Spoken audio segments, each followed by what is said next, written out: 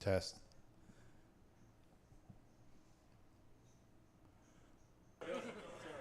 Good afternoon this beautiful Saturday here at Poker House Dallas. Again, on another impromptu 2-5 game. Last night we did a impromptu 1-2-500. This afternoon, this beautiful Saturday, another impromptu 2-5 $1,500 cap. This game came together literally about 10 o'clock this morning, so on the air live, picking up action on the first hand. Got a number of players in this stream that you may not recognize. Some staples here in the Dallas-Fort Worth local area, and some particularly that play here at Poker House. Thank you, Michael Kelly, for liking the stream. Hayden in the cutoff with 7-8 of hearts is going to raise it to 25.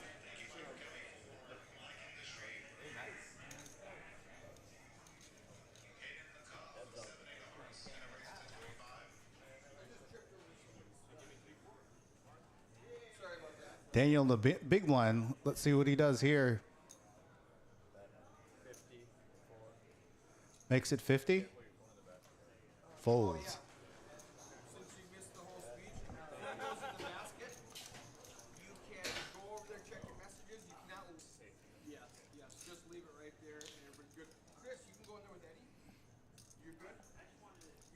You guys can hear Mr. Eric Anderson kind of going over the rules. Today just implemented a no phone policy at the table. You know, we've had some controversy across the nation, so wanted to make sure to beef up the security for the integrity of the game. A lot of players topping off to 1,500. Picking up underway hand 2.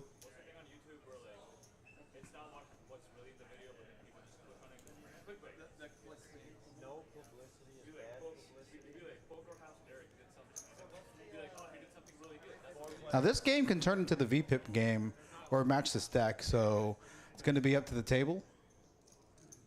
Going 4 ways to the flop on the ace-ace-king board.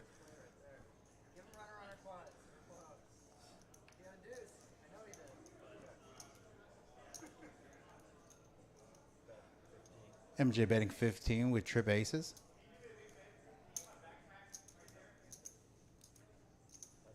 Oh, Mark betting 15 with 10-3. MJ slow playing his trip aces. See what sizing MJ goes here for value. Obviously, Mark not going to be able to call with nothing. And an auto fold. Rounder on Twitch saying, been loving the streams. Thank you very much. We appreciate you tuning in.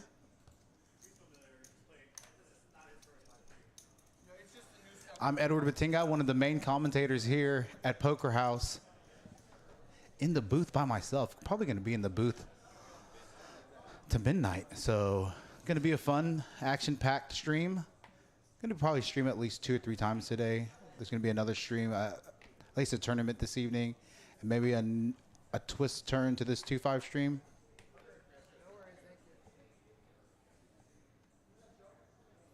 Doug in the 8, seat under the gun +1 with pocket queens. Buying in short stack, buying in $500, basically 100 big blinds. Pretty big sizing there, making it 50 under the gun +1. MJ going to call in late position with king queen off. Going to probably be heads up unless poker can't decides to defend. And he does. The 5-4 offsuit.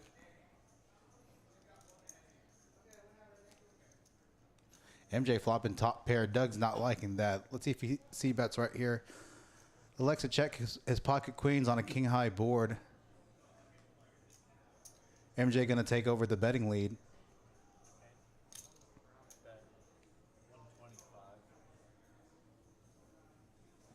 Yeah, and Doug folds there his pocket queens. Tough board for pocket queens. In a rounder, this game was not running before the stream. Literally, this morning I was told, can you guys hear me in the chat? Just want to double check you guys can hear me. But rather, this game was not running before the stream. Some players that are on the stream elected to buy in short. They were playing one of the outer tables, the 1-2-500 cap, and when they knew there was a seat open or opportunity to play on a bigger stream, they just brought over whatever they had. So handful of these players that are short. Now again, as they get rotated in, some players have to leave at a certain time. So we'll see here how that pans out.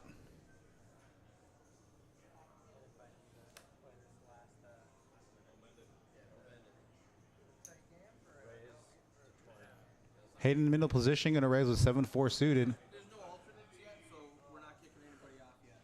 Justin in the 2 seat, going to 3-bet. Makes it 3x, pretty standard raise size.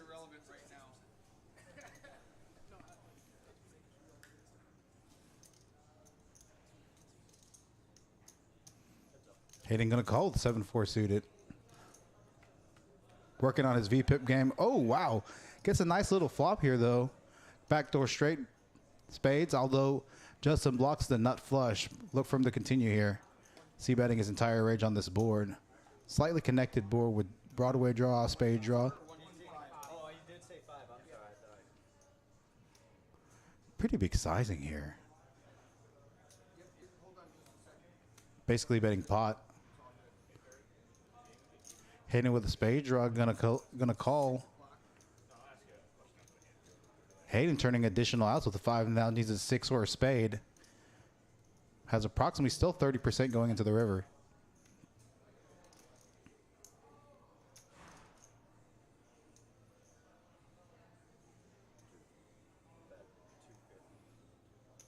Again, gonna make it a big sizing, 250. Getting polar with his sizing on both pre-flop, not necessarily pre-flop, but the flop and the turn. Trying to deny some equity against some straight draws, flush draws. Hayden going to continue again on the turn and call. Brewing up a nice little pot, nearly $900 going to the river. With Hayden bricking. Goes check on the river. Justin picking up a nice little pot, picking up 450 bucks. Here are our chip counts right now. MJ Daniel, Poker Canth, Justin. Hayden with about 1,000, going to look to add on and top off to 1,500.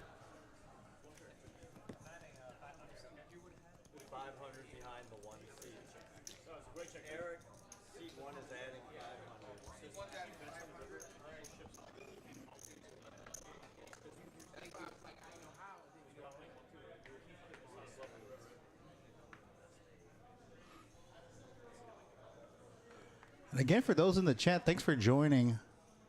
Super last minute stream on this Saturday afternoon here in Dallas at Poker House Dallas. Game came together literally about 10 a.m. this morning. Shot some text off and got some interest. Decided to throw it together. Here we are at 2 o'clock in the afternoon playing 2-5.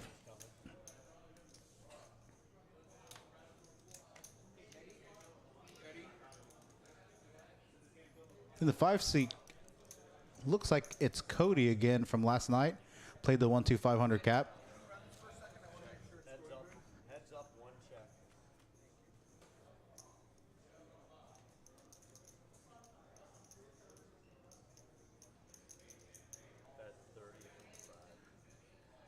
DZL going to continue here on a queen high board with just ace king.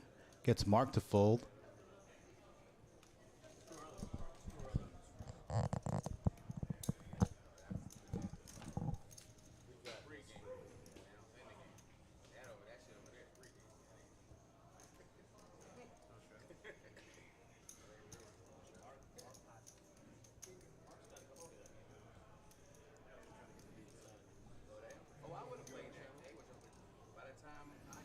Those of you in the chat, thank you again for joining us. See, that's actually me standing there. We're on a 15-minute delay running the action tracker for a hand or two while Eric confirming that everything here in the booth is ready to go. Yeah, Rounder, the delay is 15 minutes. So that's actually me standing in the background running this specific hand. Again, I'm in the booth all alone. Probably going to be in the booth depending on when the final table happens. Maybe looking till 11 or midnight tonight. So Daniel raising it to 40 from middle position. Poker Canton, the 6 seed in the cutoff. 3-betting with pocket aces to 150. Going to go back to Daniel. See if he elects to defend, and he calls. Heads up to the flop. 325 in the middle. Daniel with pocket 7s and Poker Canton with pocket aces. Oh, and Danny flopping top set. Going to probably check. Checks to Poker Canton, who continuation bets. Betting 175. See what Daniel does here. If he's just going to smooth call, if he's going to elect to check raise. Elects to check raise, makes it 4,400. Oh, Poker Canton snap rips it, and Danny with the snap call, brewing a $3,000 pot. Danny saying he only runs it once. Doubles a stack, now up to 3.1K, and Poker Canton has been felted. Wow. Big hand early on in this stream. Pocket 7s versus pocket 8s, and Danny flopping top set, getting Poker Canton to commit all his chips on the flop.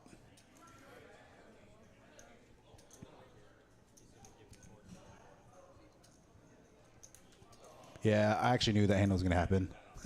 So I action tracked it.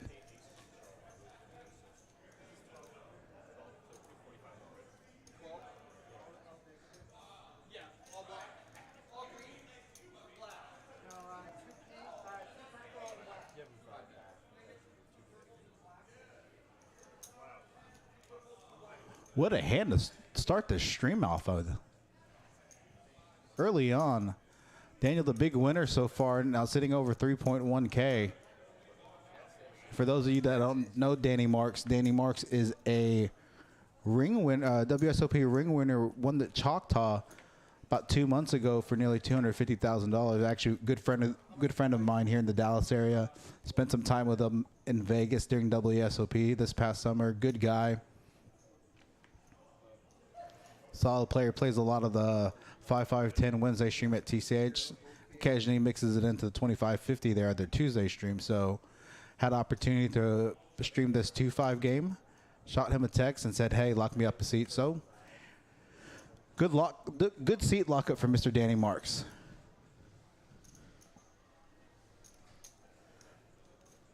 So Michael, I think you just go to YouTube. And there's like a thumbs up button that you can like, I think. I don't use my phone when I'm in the booth, so I've watched it before, but I'm pretty sure that's how you like the stream. Everybody with a little piece of this flop. DZL flopping middle pair with a backdoor spade draw. Mikkel flopping bottom pair with backdoor heart, nut flush draw. And Doug in the 8 seat with top pair. Also a gutter to a straight.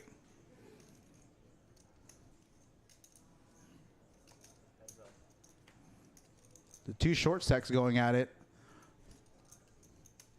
Doug picking up additional equity with an additional club. Goes check, check on the turn.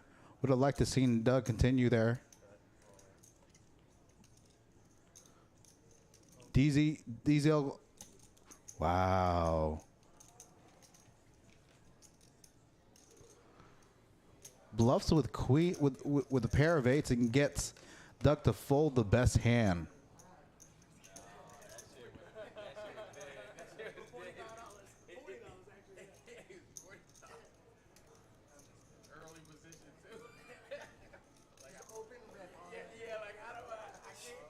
Chris, did you play in this 1-2-500 stream last night?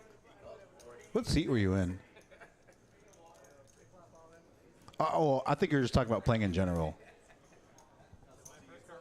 Yeah, Ron, there was a nice bet there to get him off top pair. Not sure what Doug put Cody on. His nickname for the stream is DZL. Not sure what that stands for, but last night you used Cody, so I'm assuming Cody's his real name.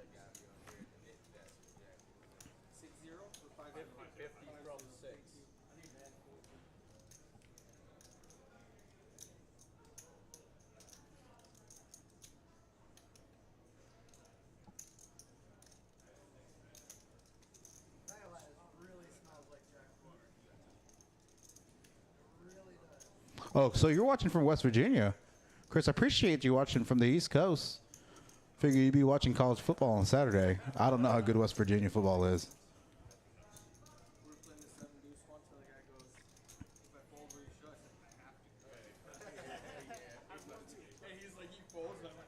Oh, watching for... You're from Pennsylvania or you're watching... Oh, so you live in Pennsylvania. You went to go play in West Virginia. At least that's how I understood what you're saying.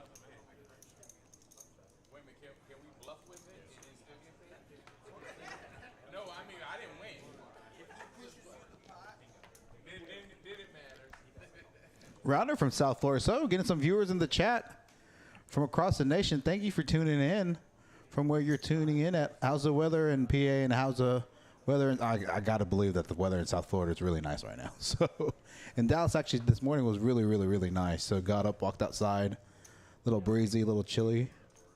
Low 60s, I think.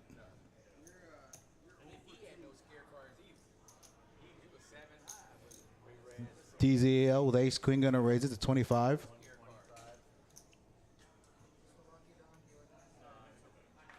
Mikhail with pocket aces. Oh, that's right. We're playing the Jack 4 game, y'all.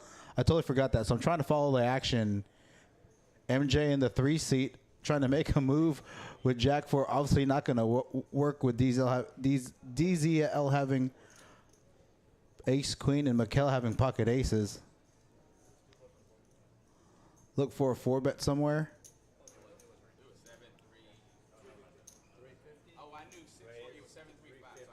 And I believe he just called the original bet. Now, limp back raises. MJ's not liking this, especially out of position with them playing the Jack 4 game. I'm not sure what the bounty is for the Jack 4 game.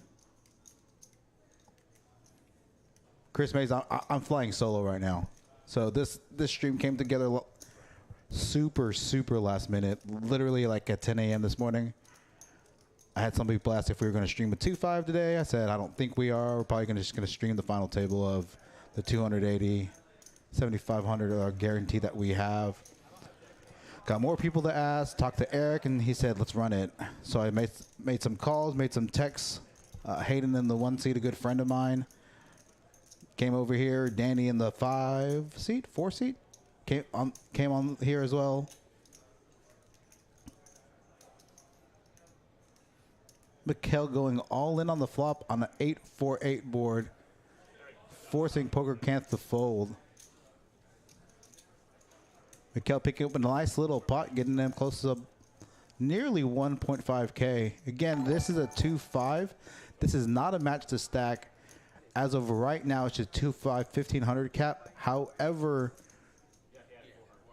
I wouldn't be surprised if they turn this into a match to stack or the VPIP game, depending on the interests we get.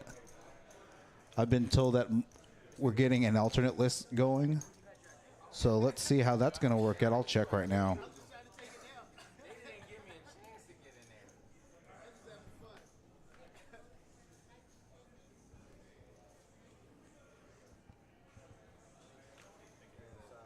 Step outside and check the ticker. 2-5 live stream. We have 5 right now on the wait list. 4 of them not here, so.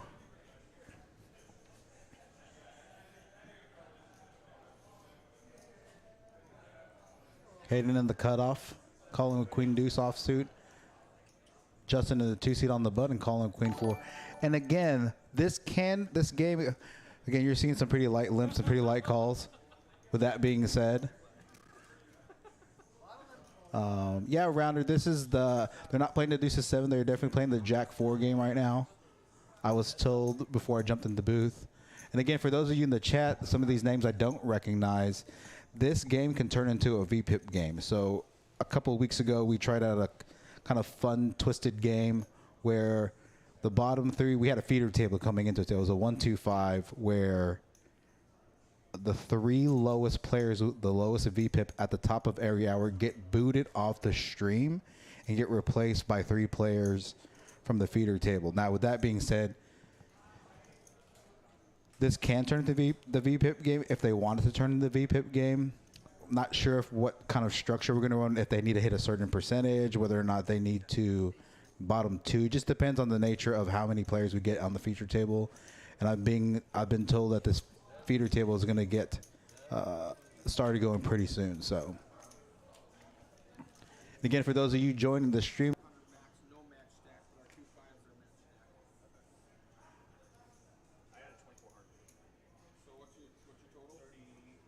so it is a match of stack. Okay, I lied. It's not a 1,500 cap. It's a match of stack.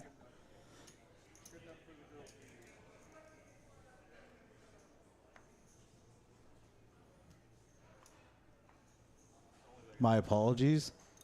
I was told incorrectly. So that's okay. Again, this came together super last minute.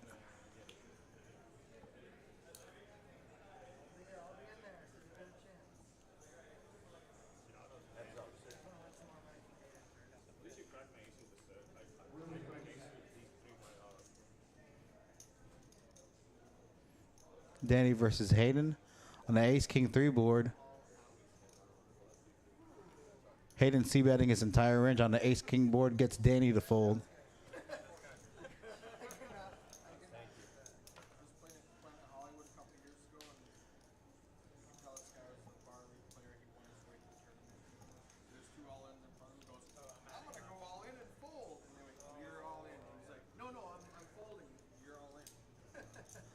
Eric telling a funny story from Planet Hollywood a couple years ago. A player making a rookie mistake.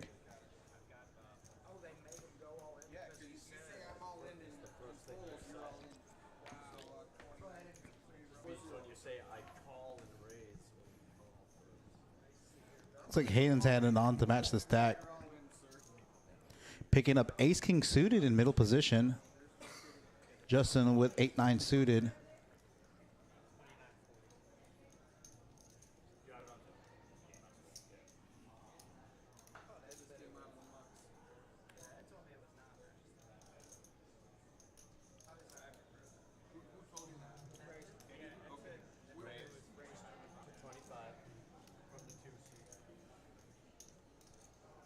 Oh, and Danny gun 3-bet with Ace-King as well. Let's see if Hayden comes back with a 4-bet. Being out of position.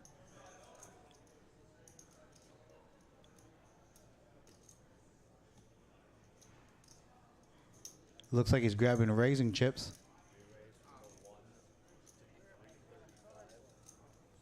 Makes it 335 on. And again, with Hayden and Danny being so deep, and Danny being in position, can call here. Doesn't need a 5-bet.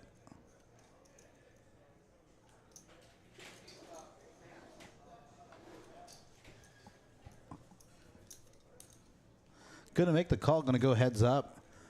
To pot already sitting at 775. Ooh, both flopping top pair. Danny with the backdoor. Runner, nut flush draw. Let's see what sizing Hayden uses on a C-bet. Gonna C-bet his entire range. Danny gonna bet 250, or Hayden gonna bet 250 into 775, about third pot.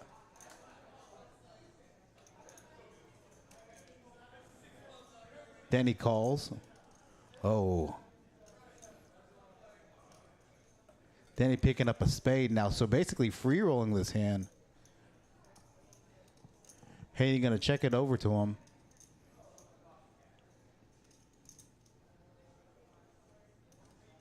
Let's see if Danny takes over the betting lead here.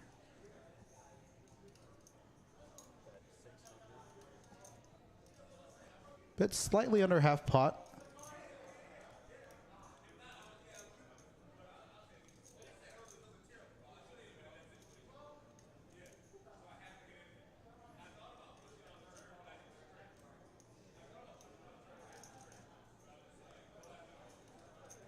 And Hayden gonna call. He seems a little too strong to fold. Oh, wow. And then he gets there on the river with runner spade to get the nut flush.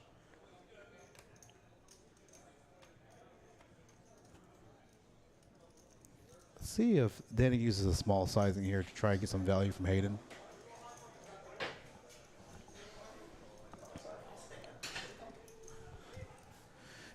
Mr. Matt Osborne joining me in the booth here.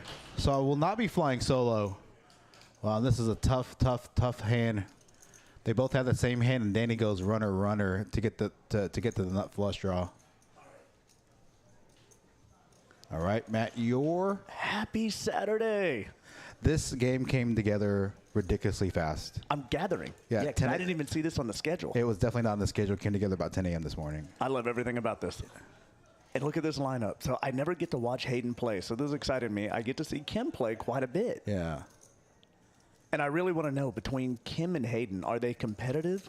In general, I know they are on the table. With each other, are they competitive? They actually don't play against each other. No? Yeah, unless it's in a tournament, obviously. But in cash, you know, they never play the live stream together.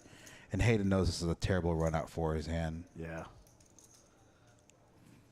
Danny going a little polar with his river-sized bet. Usually when you go polar on your bet, you either have the nuts or you're bluffing. So Mad at this. That's greatness.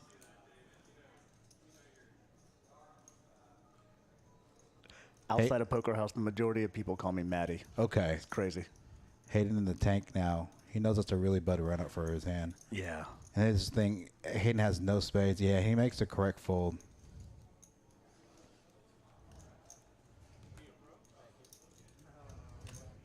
Did you know that the guy that just won the hand won WSOP Choctaw about 2 months ago for $250K? That's why I recognize him. Yeah. Yes. Okay. No, I didn't realize who that was at first. I was Yeah. trying to understand. That's awesome. So What is his name? Danny Marks. That's okay. So I literally, and he's like, I'm on my way. He's like, that's let's great. get Danny. So we text Danny. So I think Frankie's supposed to be joining maybe from Next Gen Nice. later this afternoon. So not a bad lineup for an impromptu 2-5 game. No, I'm looking at the players that I know at this table. This is gonna be a fun table to watch. This is pleasant to walk in on and find. Yeah, and we actually have 2 viewers. We have one viewer from the chat watching from Pennsylvania. That's Mr. Chris Larson, and then a rounder from South Florida. Nice. So we're getting some views. And again, for those viewers in the chat, thank you for joining. If you have it, please like, subscribe, share. We're about halfway to monetization on our YouTube channel. So the more subscribers, we actually have the required viewing hours in order to monetize, but we need 1,000 subscribers. I think I checked this morning, we were at 476. I'm getting excited. So we're getting close, especially if we just started our YouTube And the live stream closer we get, the 4 or more 5. that we can provide. So the more toys, the more upgrades. That's what we're looking forward to. Did you know that? Did you see some of the stuff there? There's a whole bunch of boxes. Yeah, there's a bunch of boxes. It felt So like Christmas. we got some new wiring. We got some drapes that are gonna make enclose Some the live. backdrop, Yeah, yep. some backdrop and enclose this. I believe the overhead cam is gonna be here really soon. It's, I believe, in the next 3 or 4 days, Yeah. we'll have all of that, but it won't be installed until probably closer to next weekend Yeah. because Eric has the nerve to go out of state. Yeah. So the co-general managers, Matt, who's in the booth with me, and Daniel McWilliams, along with Eric, they're going to be going to Vegas for a few days for, is it like a casino gaming convention? It is. So it's a G2E, for Okay. anybody who is aware, doesn't know. It's the largest gaming convention in the world. So it takes place for 4 days. We're going to go check it out. It's all the upcoming toys, felts, tables, anything that is connected to gaming, things that are improvements on whatever's already out there, and some inspirational new ideas that we just don't know about, where people are trying to innovate.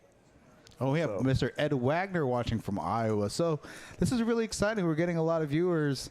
This could be a really good time to stream because not a lot of live streams stream At on a this time of Saturday morning unless it's a tournament. So Right. this could be a little niche for us. I'm in it. So this is fun. And like I said last time, anytime I can spend a couple of hours in the booth with Eddie is a good day for me because it's something. Eddie has a talent for making people sound great. I don't know about that. And I'm here for that.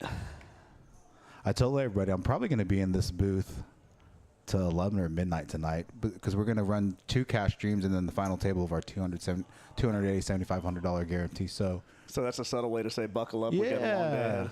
I like it. I'm going to be tired tomorrow and I'm going to have a lot of water bottles, a lot of coffee. Somebody's going to have to buy me dinner because I'm going to have to eat at some point today.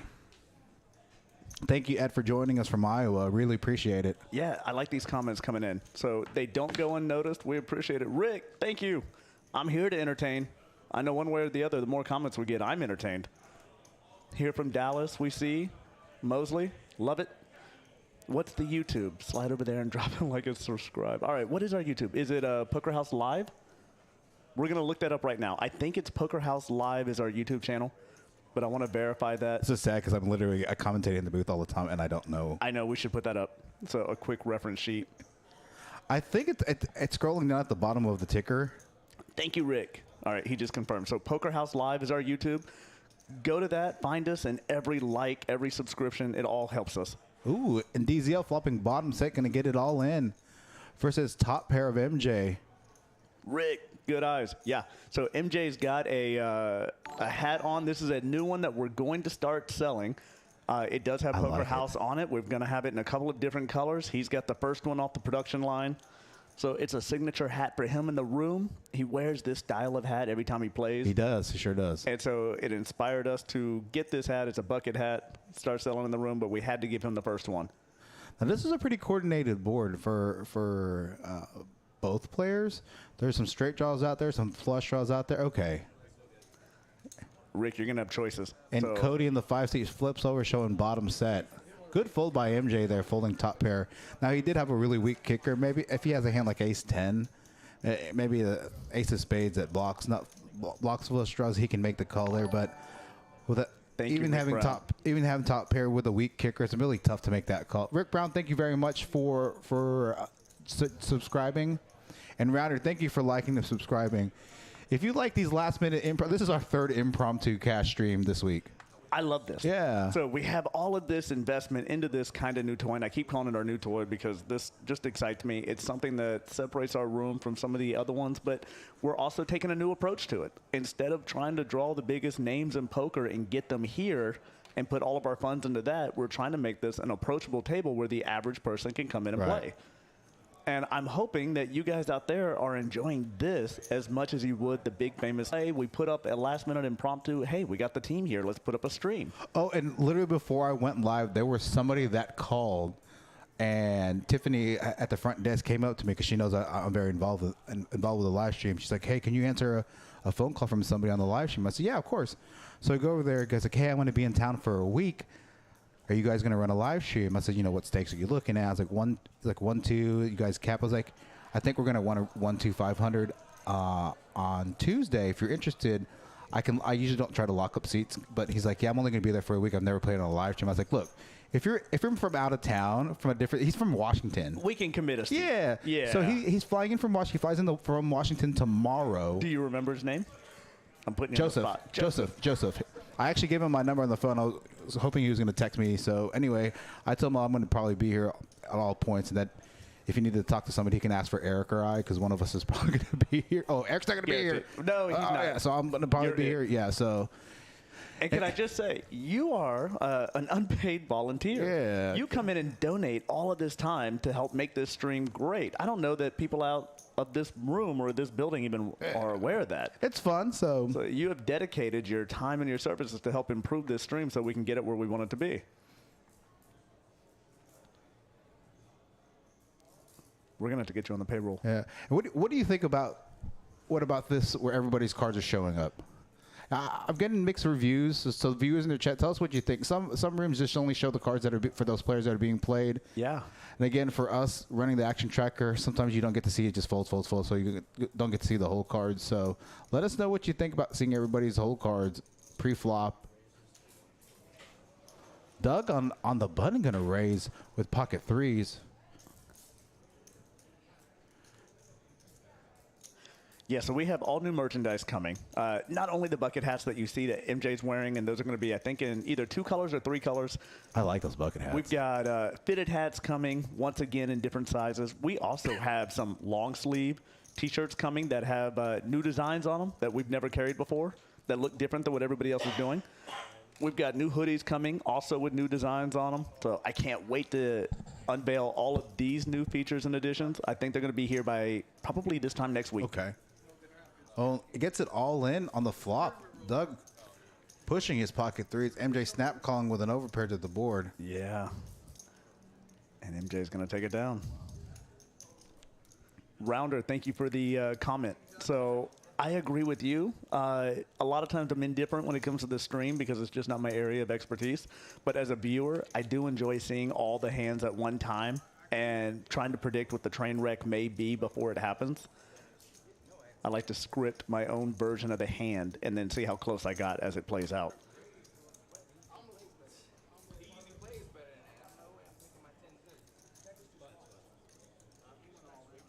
And we can't credit Eric enough. So Eric is our guru that you see in the blue suit behind the dealer.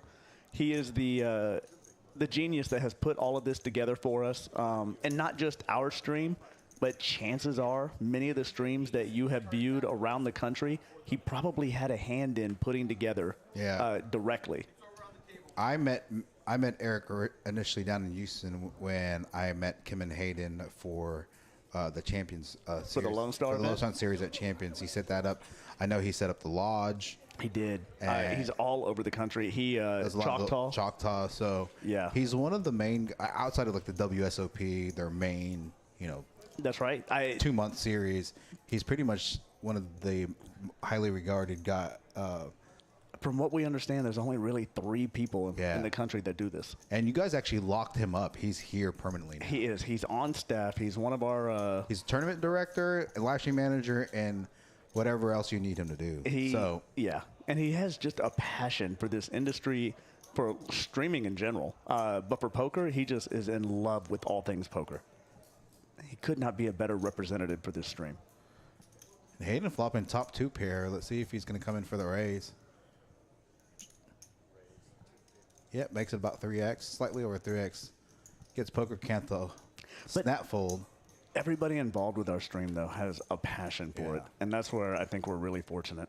And then outside of Eric, all of us are new to the live stream arena. Completely. Yeah. And just bringing your passion to figuring it out. Craig really picked up the ball in the beginning. Yep. And laid the foundation for getting things underway. Yeah, it's still helping in the booth at times. Going to be helping and running the action tracker. And then... definitely doing some promotional marketing type stuff. That's exactly for our live stream. So it's going to play an important role for us here at Poker House. So just a lot of behind the scenes. For those of you watching this live stream, I don't think you understand how much goes into producing a live stream. And we've been live streaming about 5-6 days a week now. So I mean, you have to have somebody in the booth, one or two commentators, somebody running the action tracker. Somebody to be able to promote the live stream. That's right. And graphics creator, and then just even players coming to have to check in. It's a tedious process. It is, but it's definitely been rewarding in the short time that we've had this live stream here at Poker House. So. I know that we've had a live stream, but it was tucked away in another room of our building. And so we tinkered with it from time to time, but it did not give the same energy that it does now. So we had moved it out of that room. We put it in our main floor. Everybody can see it now. It's probably right where your eyes go first when you first walk into our room. Right. So it's become a marquee fixture. And I think the energy in the room has increased significantly because we have it out. So now it's not, I read you have a live stream, but I can't see it, to, oh, that's the live stream that I see on TV. And these are the kind of things that excite, I think, Danielle and I as a GM, is seeing what makes the floor become alive and electric with energy. Justin turning top pair, but with a weak kicker. Let's see if he's going to bet for value a little bit. Bets 150 into 130. Oh, and this thin diamond draw. Yeah. I believe he called, so rivering 2 pair. Checks to induce a bluff. We're playing the Jack 4 game. I didn't know. Oh. I didn't know if you knew that. We're playing the Jack 4 game. So. Yeah, I'm coming in with no information whatsoever. Yeah. I was just told that you were by yourself. Yeah. Yeah, and I don't know what the bounty is. I don't know if it's $25 a person. We've had 3 or 4 players play Jack 4, and every single time they've got their hand caught in the cookie jar. So. Have we already cycled players through this game? I think one just got filtered. I think the 8 seat, Doug was in the 8 seat. So I believe we have players. So again, this was originally announced as a 2-5 and then ended up turning into a match the stack and potentially going to be a VPIP. So the VPIP, for many of our viewers, I'm going to say that you probably have heard us talk about it already, but if you're new to the stream and you haven't, VPIP is an in-house experiment that we started this week? 2 weeks ago on that 125 with Kim Flame. So 2 weeks ago, it was an experiment created by both Eric and Eddie. Eddie right here in the booth with me. And it's voluntarily put chips in pot is what VPIP stands for. If the bottom 3 people that have the lowest percentage, and the increment has been, what, every hour? Yeah, so we've kind of toyed with, depending on how many players we have on the feeder table, right, we're either going to do like bottom 3 get rotated in and out every hour, or hey, you have to at least maintain a 40% VPIP. We're still toying with that. So, and again, it's experimental, so we're seeing what works and what doesn't. And the thing with doing it every top of the hour, especially with 3 players, we have an all-in here with Ace King suited by Cody. We'll come back to Cody this. is DZL, so he was Cody on the stream line. So okay. if you're wondering if that's the same Cody from last night in the same outfit, he is still here. He has never left. He has not left since last night's stream. So I saw his dad in the room as well playing. I know he said that he needs to leave at 2:40, so his seat's going to come open here in a few minutes. How many times does a player say they have to leave at a certain time? And they rib it? Yeah. That's happened to me, and then I always get felted, and I just get on tilt, and then I have to leave, and then I know I can't get my money back, so I'm like on double tilt. We just won't talk about that. Yeah. Look at these hands, though. So they're going to run it twice. Poker can't call him with pocket 6s. Ooh. So many outs for DZL. Yeah. My goodness. Can get counterfeited here. Oh, gets there. Oh, Gets got there Broadway. on the river right away on board Again, 1. so many outs. So let's see what the second board looks like. Still a pocket 6s. Ooh, straight split. So chop pot here.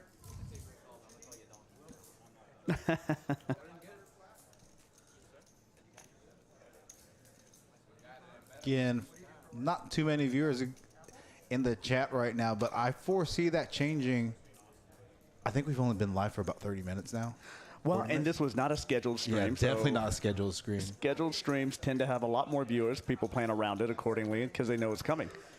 If you are following along and you see this either on Facebook or on YouTube, forward it out. Yeah. So send it out there. If you want to contribute into the chat, please do. I love, I know we try and stay away from any kind of drama that goes out there in the poker world, but obviously the Robbie thing has been front and center for most conversations in the room. Yep. If you followed along to the latest developments of that story, that latest development, the big, it's a bombshell. Yeah, that it still doesn't necessarily prove cheating, but when you look at it from Garrett's perspective and how he lays it out in that manifesto, somebody called it the Garrett manifesto. It is the manifesto. The manifesto. I was on the side of not cheating, but the more I read that, I'm not saying necessarily she cheated, but I'm moving the needle a little bit. Are you? Yeah, slightly. It swayed you a bit? Yeah. I am fascinated by the story. I think a lot of people are. And I don't think I have a firm opinion one way or the other, but I did, looking at the element of her ties right now to some other social media influencers that are out there that are famous for their big stunts. Yeah. Taking the cheating element off the table, I wonder how much of this, the potential of this being a pre-planned stunt of find an awful hand and develop a big pot just for the sensationalism of it. Yeah. And I think she was shocked that her hand held and didn't have an answer for it. Yeah. But I can see this as a marketing stunt just as much as a cheating allegation. Yeah, and what's crazy is, as a poker player, this is just as divided as the presidential election a few years back, right? It's just like, it's the biggest cheater in the entire world, or you guys are idiots. There's no way she could cheat. You're not finding too many people in the middle there. No. I'm back and forth. I actually watched that hand live with Kim and Hayden and thought it was just like, when she called and Bart Hansen was all like, she called and Hayden's like, no way, there's no way she called. Like, it's impossible. It was a mistake. Yeah, it's a mistake. They don't have that graphic right. I'm like, no, bro. She called. She threw in a chip, and he's like, what? And Kim was like, what? Like, we didn't know what was going on. And then I'm getting texts from like, did you see what I'm like, I'm watching it live. I was actually watching the Dale Hansen charity event that you guys had here. I was commentating. Yeah, and I was like, oh, gotta go, gotta go. And so you put the comment out there of, we just witnessed the craziest hand ever on a stream. Yeah. Everybody's going to be talking about this, and we had no idea what you were talking about. Yeah. So probably fast forward, and we're on a delay. So after the delay hit and we finally saw the comment and we're trying to understand, I think probably 30 minutes later, we're looking up on our phone. So And then now you're all, and now you're all like, Ed wasn't lying. Yes. Ed was definitely not lying. But because we were so engaged with the stream that we were doing, we didn't comment on it directly, but we're watching this silently and trying to understand what we're witnessing.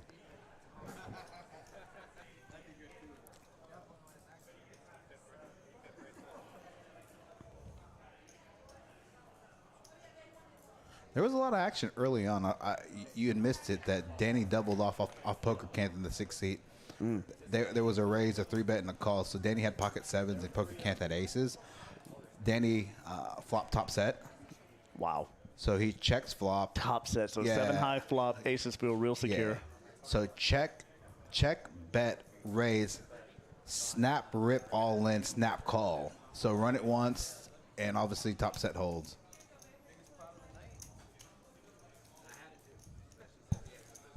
There we go. Can't hear anything, but I'm on the grind. Wanted to say hi and good luck to Hayden. Yeah, Kim's playing. She's grinding right now, TCH. So she's either playing 1-2 PLO or 2-5 Hold'em right now. And so she actually brought Hayden over here because they're in one car. It's Saturday. Why isn't Kim playing the tournament? Yeah, they're anti-tournament right now after WSOP. I did not know that. Yeah, Sorry, Kim. Yeah. Well, Hayden good did, luck over there. Yeah, Hayden did fire a couple bullets at the main lodge, at the lodge main event a few weeks back. Justin James in the chat saying, go Justin. Absolutely. Yeah, and Will, who was part of our, on Tuesday or Wednesday, Tuesday, Craigman and I did some training in terms of starting the stream, make sure we understand the startup process, the shutdown process. I was like, hey, let's throw together a last minute 1-2-500 cap live stream. I want to run the tracker to make sure I understand if I have questions on like bomb pots, blah blah blah blah blah blah. Will played on that, and I think it got up to like 6 straddles. So on a 1-2-5, it got up to 160. And you were running the action tracker? Yes, I was running the action tracker. So for you running the action tracker, when that happens, is it complicated? Putting 6 straddles in? No, it's actually not. I just didn't know how to do it initially. So once you know how to do it, it's very easy to do.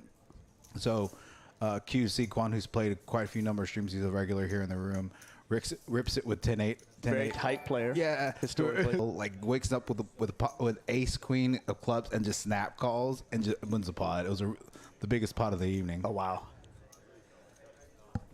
We're getting a few more viewers. Thank you all for joining us. I know I've been breaking up. So Eddie is fantastic at in-depth analysis. He's got a great brain for it. He really knows how to deconstruct a hand and get you quite a bit of the different angles of the information that are enjoyable to hear. I am way more color commentary at best. And that's the thing. It's tough being in the booth. It's definitely different. Yeah. So hold on. We'll skip to the action here. It's good. There's going to be some action. Wouldn't be surprised if Poker can't 3-bets. Yeah. Cody DZL in the hijack opening ace jack offsuit to 20, 25 I think. Yeah, 20. And Poker can't 3-betting the ace queen to 125. Pretty big sizing though. Late position. Don't need to bet 3-bet that big when you're in late position, only having to worry about the blinds behind you. Right. Probably could have picked the smaller size, maybe made it 60, anywhere from 60 to 75, but gonna pick up some of that dead money there. Small little pot. In one of the 1-2 streets, I have some leaks in my game that I'm trying to plug. And so one of the things I'm working on is sizing, value betting, getting max value, making the correct read, see if my reads are correct in terms of depending on what the board texture is, player profile, see if I'm profiling players correctly and making sure my live reads are correct before, I move up to the bigger stakes. So mixed results, haven't been running great, but that's poker. It is. Yeah, it's all part of weathering the storm. Yeah.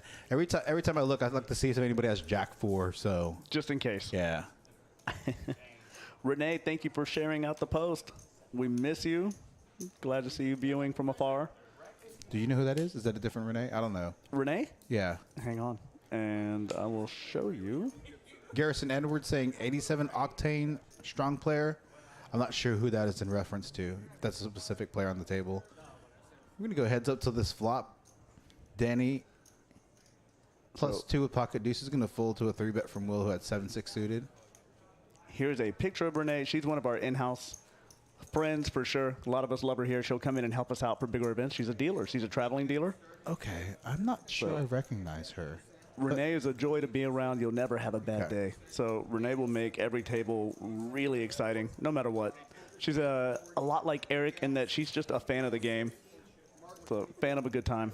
And Danny and Hayden, the two players that I would at least expected to lead the VPIP game. Danny with 72% VPIP and Hayden over 50%. We joke into it. So what's funny is before I moved to Dallas, I was anti-text messaging, group text messaging. Now that I'm like involved in the poker community in Dallas, I think I have like 30 group text message threads. Exactly. And so we were talking about this VPIP game. Danny actually came on the live chat towards the end of that 125 VPIP game when Kim was in the booth with me and said that he thinks he can get his VPIP to like 75. I was like, dude, there's no way you're going to get it above 35% with the way you play. Yeah. And so right now he's actually leading the VPIP game with 72% and Hayden over 50%. Yeah. Playing VPIP percentage close to his significant other, Kim. Oh, and we never finished the explanation. So the theory behind this with the VPIP experiment is that to watch on a stream. So we only do this on the stream. This is not an in-house live game that we do. It's strictly for the stream. And for a viewing experience to be exciting and pleasurable, nobody wants to watch 9 players fold around and wait for the best hands.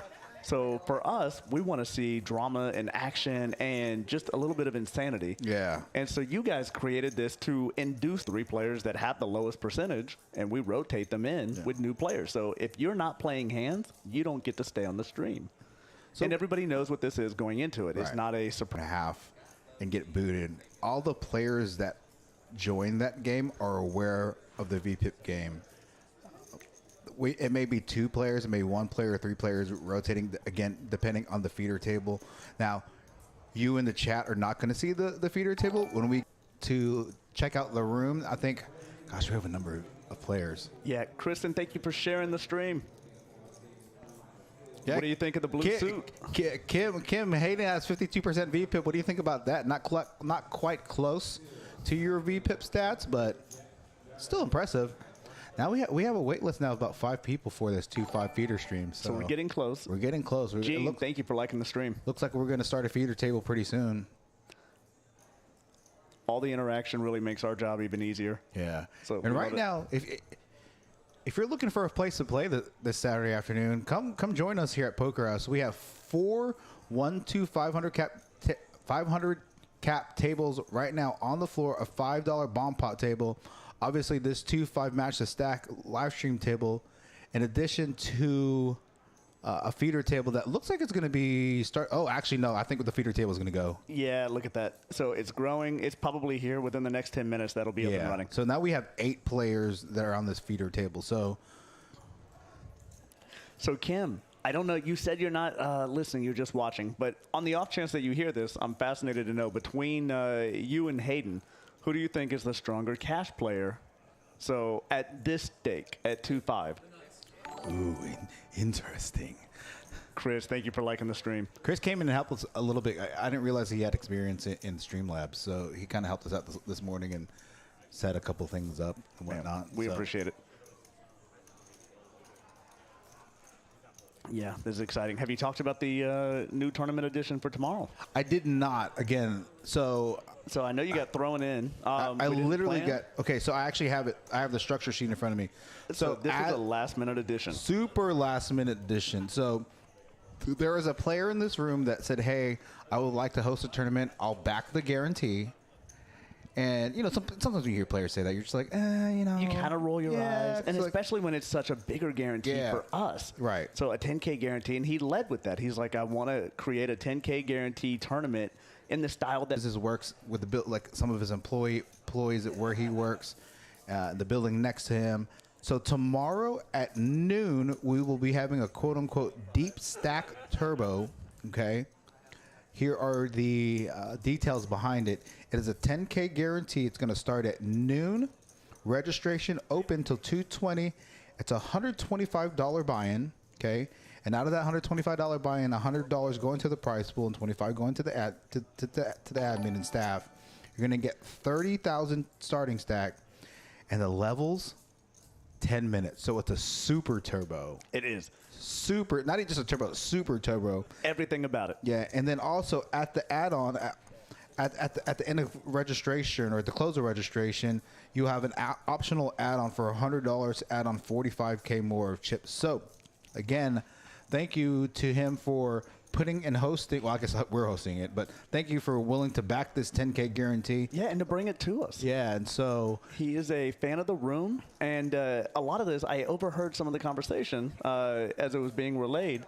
So he wanted to, as he spoke on, he wanted to create a tournament where he could invite friends, invite coworkers, invite some of his employees into an event that was affordable for them to take part in a 10K guarantee. So a 125 buy-in for a 10K guarantee is kind of nuts. Yeah, and so the thing is, a lot of the players that Jack 4, Will with the Jack 4 getting it through, Seat picking 8. up bounties from all players. I think it's a $25 bounty. It looks like.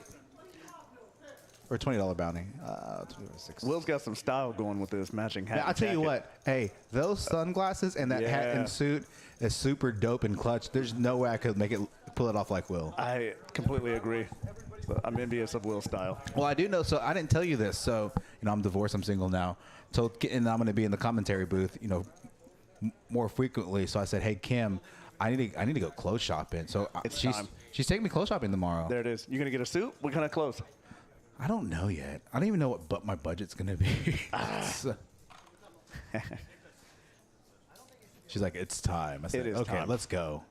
If you're listening and you're single, you can drop your information in the chat. Yeah, and if you know anybody that's single, and equal opportunity, so. Now, should they like poker? Yeah. Is that a part of, it's such a major element of your world? Is that a requirement? They don't necessarily need to like poker, but they definitely can't unlike poker.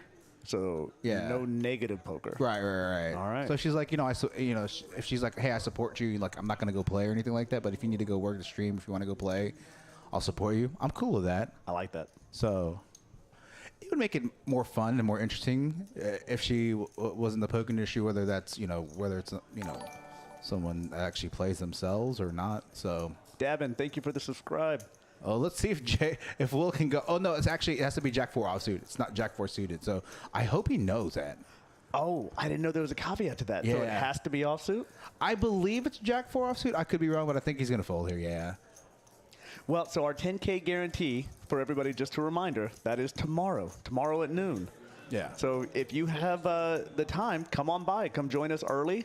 We are going to honor our 1 hour promo before the tournament begins, if you're not aware of that. So for every tournament that we run, if you come in and register early, you can play cash for no fee on the floor the hour before the tournament starts. You just take your registration slip, you show it to the podium, and they'll seat you.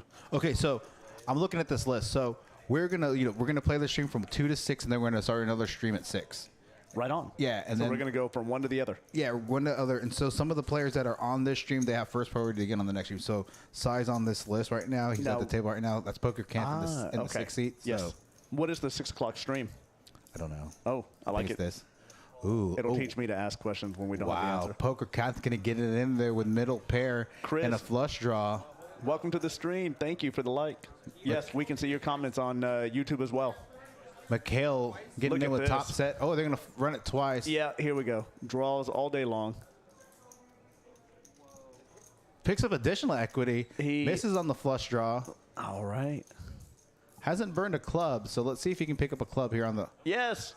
It's chop pot here. Poker Wars at 6. That's perfect. What is your opinion, Eddie, on running it multiple times, whether it be 2 or 3? Do you have a preference? Or not running it multiple times at all? So, I used to run it twice. I now run it once. Yep. Yeah, and the reason I run it once is because, in the long term, it reduces short-term variance, but long-term it doesn't make a difference. Right. I will say this: I hate playing against the players that are like, oh, I'll run it once, and then they have the best hand, and or I hate people that switch back and Don't forth. go back and forth. Yeah, like That either is my rule. Either rip it or run it twice all the time. I totally agree. Yeah. I think it's an etiquette thing. Obviously, you can do whatever it is you want. So in a room is probably different than in a home game. But I think for just good etiquette, don't go back and forth. Be consistent with whatever side of that fence that you're on. Looks like there's going to be some action here. Will with king queen offsuit, making it 15.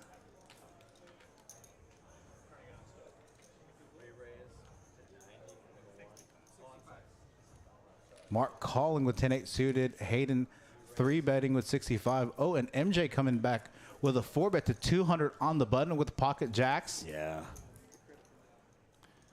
Let's see what Will does. I like this, though. I have not been paying too close attention. Has there been a lot of 3 and 4 betting going on this table? Because not since I've been watching. No. So it looks like we got a new player coming into the 5 seat. Let's see what Hayden does. If he's just going to call or if he's going to come back the 5-bet. I would love to see the 5-bet. And again, you don't see 5-bets very often. When you 5-bet, it pretty much narrows Sets your you range. up for the jam. Yeah, it narrows your range down to really. It does. Oh, and he rips it. Yeah, that's what I'm saying. It sets you up for the jam. Oh, and MJ snap calls with Jack. Didn't even think Classic about it. race. Are they going to run it twice? No. It's just one and done. Oh, Hayden doesn't. And there it is. And misses.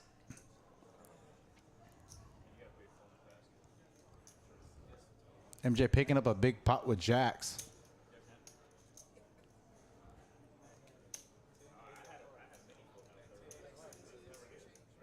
Hayden losing another big pot there with ace king suited versus pocket jacks.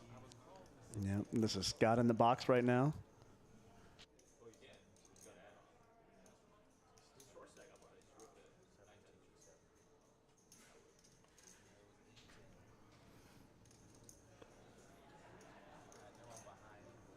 MJ doubling up his stack here from when he first bought in for 1,500. FedEx, that's all your comment. MJ for the win. Yep, MJ takes another pot. I don't know if it's for the win or F the world. I don't know. But I can't. If it's for the win, I can say that on the air. But if it's F the world, then I definitely can't say that on the air. So I'm a positive guy, so I'm going to choose to believe it's always positive. Okay, fair enough. Until I know otherwise. For the win. We'll go with for the win. I like for the FedEx. win. I'm also probably pretty naive.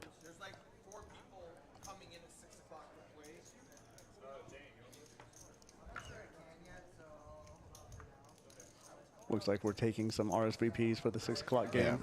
Getting the lineup set And again, up. it's going to be since they've been here, they're going to get first priority. I like that. Oh, there's some fun hands on this. Yeah, I have to say, I like seeing all the hands at once. I know I touched on it earlier. I'm a fan of this because I want to predict the train wreck. It's I'm getting mixed reviews. Sure. Yeah, and so like I'm indifferent. Yeah. And again, I understand now that I've ran Action Tracker, I understand why you would want to do this because, as the dealer announces the action, it's like one Mississippi fold, one Mississippi call, one Mississippi raise, and so sometimes running the Action Tracker, you can fall behind the action, and you don't want to, do that. Makes sense. Yeah. Hayden three betting to 65. I guarantee you he doesn't just have 900 in front of him. I guarantee you pretty much topped off or added on. I could be wrong, but it just didn't get updated.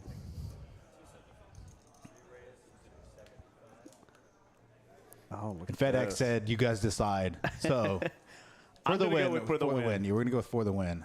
Yeah, we like MJ here, so I'm definitely going to say for the win. I don't know how you don't like him. And here are aggression frequencies. Again, Will with 42%, one of the newer players, Daniel and Hayden, 39 and 34% respectively. Yeah, Hayden's getting up to buy more chips. I know it 100%. We have a new player sitting down in the 5 seat, replacing a Cody. I know that Cody had to leave at 240 because he had prior commitments. So, again, a full table again. So this player is brand new to us in the room. Yeah, I don't know who that is. You? I don't, and I only know he's brand new because when I walked into the building today, he was signing the new member paperwork. Oh, so see, this is his first time playing, and he's going straight to the stream. Yeah, and this is like again one of the whole purposes of this live stream, offering different stakes across the board. Right. Our staple 1, 2, 500, 2, 5, 5, 10, 5, 5, 10, 10, 25 that we're gonna offer in the future once we get this overhead cam and get the new equipment installed.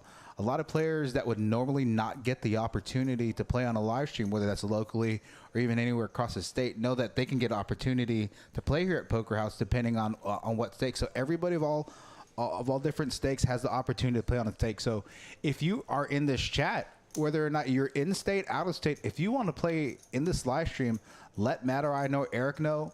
You know, especially if you're coming from out of town, we try not to reserve seats, especially for the local players, because we want to make them get here at a certain time. But if you're coming from out of town, we'll make sure we'll lock up a seat for you. Yeah.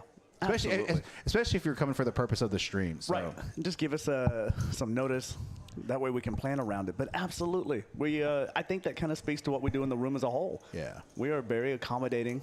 We try and run really tight games, solid games, but really our underlying foundation is creating fun and an atmosphere that is just a touch different than anywhere else you go. So all of that is by design. We want this, we say it internally, probably daily, but our goal is to achieve a Cheers-like atmosphere. Right. So this is where you go to relieve stress, unwind, and sit with all the people that you enjoy being around. Yeah, and I've told Matt on a number of occasions, again, from being from Houston and I've played across the state, you know, in San Antonio, Austin, obviously Dallas and Houston. You know, on any given night, Poker House is usually in the top 5, anywhere from 3 to 5, in terms of being busy. Number of tables going in a room across the state of Texas. So in just a short time you guys have been open about just a little pinch over a year now, right? Just a pinch over a year. So about 13 months, yeah. Right now you guys have 8 tables going, with another one that's going to get going pretty soon. This 2-5 live stream. Oh, wait. I'm trying to figure out why there's 2 2-5 live stream Poker Atlas waiting lists. It might be how they labeled it. Okay, yeah. Yeah. And I think we are rounding out, a little over 8 months since Danielle and I took over. Yeah, you guys have done a great job. So Poker Canth and Hayden flopping top pair, both having the same hands. Hayden with additional equity with backdoor clubs. Nobody else with much of anything. Although Mikkel has pocket 4s, yeah. 25 call. Will calling with 7 deuce out of the small blind, flopping bottom pair. Regardless of the result of this hand, 8-9 suited is one of my all-time favorite hands to play on a multi-way pot. See if Hayden bets again here. Bet 75 to 110. That's about 2/3 pot. Yeah. Gonna get a snap call from Poker Canth. And I think it's very reasonable to feel like that you are good right here. The pre-flop aggression wasn't there. Yeah, Will on kind of should make the fold here. Doesn't have really much with one card left to go. Yeah. 216 in the pot to the river. King of clubs. It's going to be a chop pot. It is.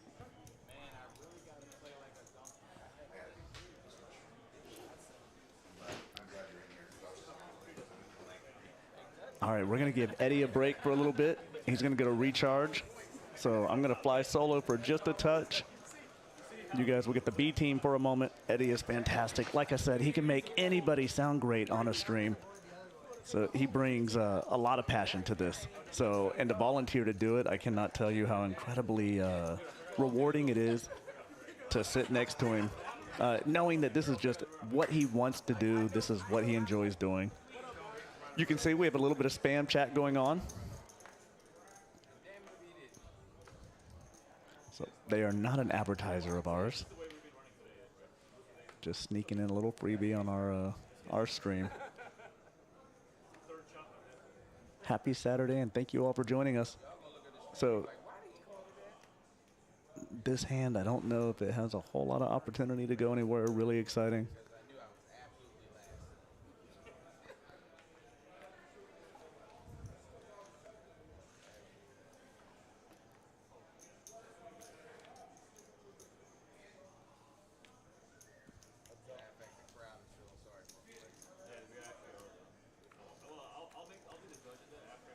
So I am turning up the table mic so that you guys can kind of hear a little bit of the chatter.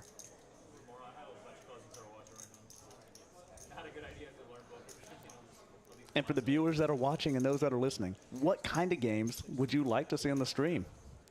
This is a good opportunity. Feel free to interact.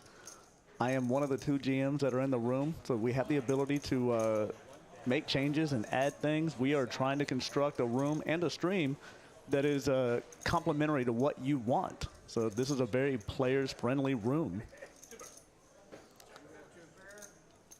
And we love engagement.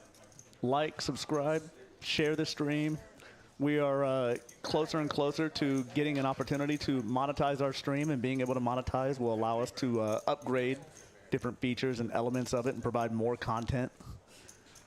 I do need to remind Eric to give me the YouTube login so I can delete that stuff, because everybody in the YouTube chat can see what's going on right there on the chat. Yeah, so. Yeah, I commented on it. So we got some free sponsorship, unpaid.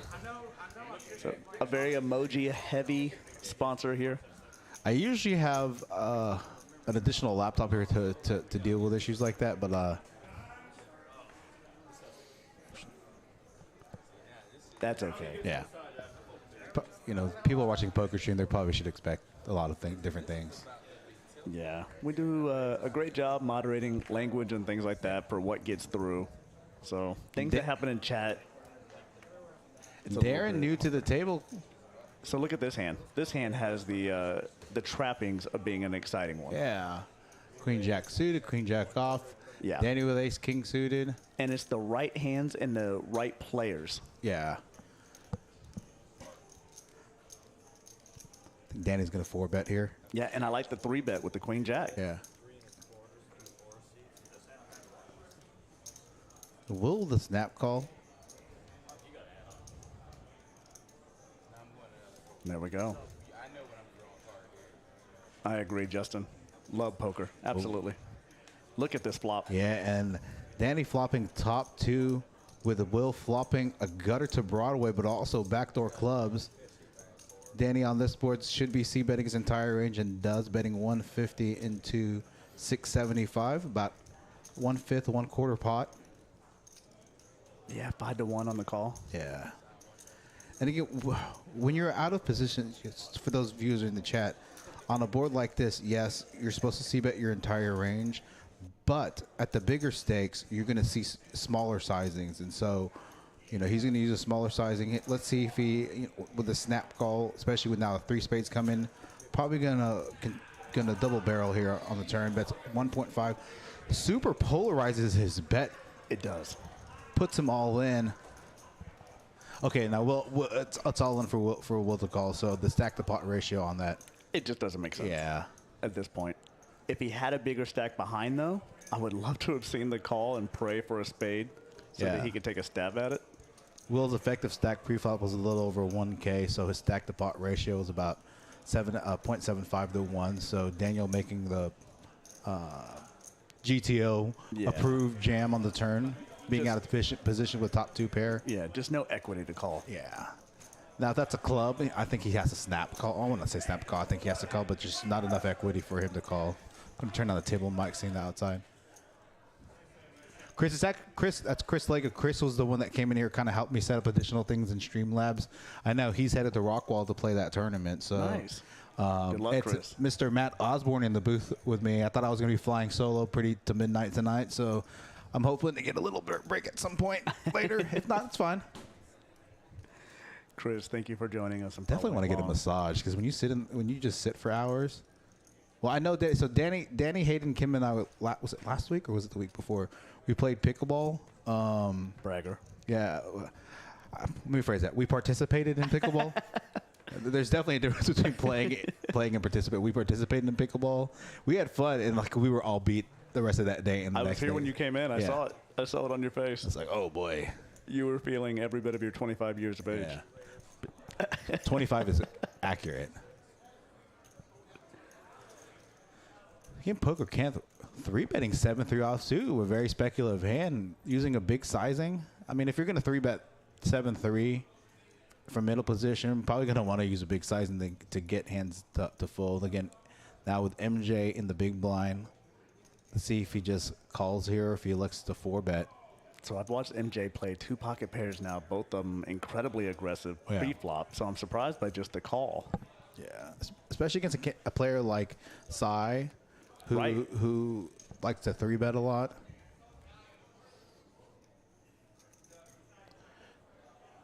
Pretty Now- decent. So again, this is definitely a board that doesn't hit your 3-betting range. Right. But with Poker Can't actually having a piece of this board when he elects to 3-bet a very marginal hand. So this is going to go check, call. Yep, Yeah. on And the very flop. similar stack sizes coming into this hand.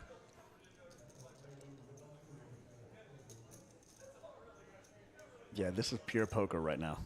Yeah, let's see if he uses a big sizing here, if he uses a smaller sizing. Bets 250. Bets about That's half healthy. pot. Yeah. About half pot. That's healthy. MJ taking no time at all to call. Yeah, this river is going to go check, check. Yeah, he's surrendering. And he knows. MJ picking up a nice pot here for 500. And I don't mind the play and the moves with the 7-3, but I think when you get to a scare card like the king, Yeah. if you're going to fire this line, then hold it. Yeah. Don't surrender on the end when you finally connect the scare card to a 3-bet range. And again, with that being said, a lot of times you're going to see, especially at 1-2, and even at the 2-5 level, a lot of players don't triple barrel bluff. They'll barrel the flop, they'll barrel the turn, And they'll then just surrender? give up. Yeah, they'll surrender on the river. Now with me, like I'm triple barrel in there, knowing that seven high has no showdown value. Right. Yeah. If you're going to pick that line, I think you commit to it. Yeah, and I think he just is. He's already lost a big hand early on to Danny when he had aces when Danny flopped the top set. So, kind of chip preservation mode, and he's going to try to hopefully rebuild his stack throughout the stream. We'll see. So,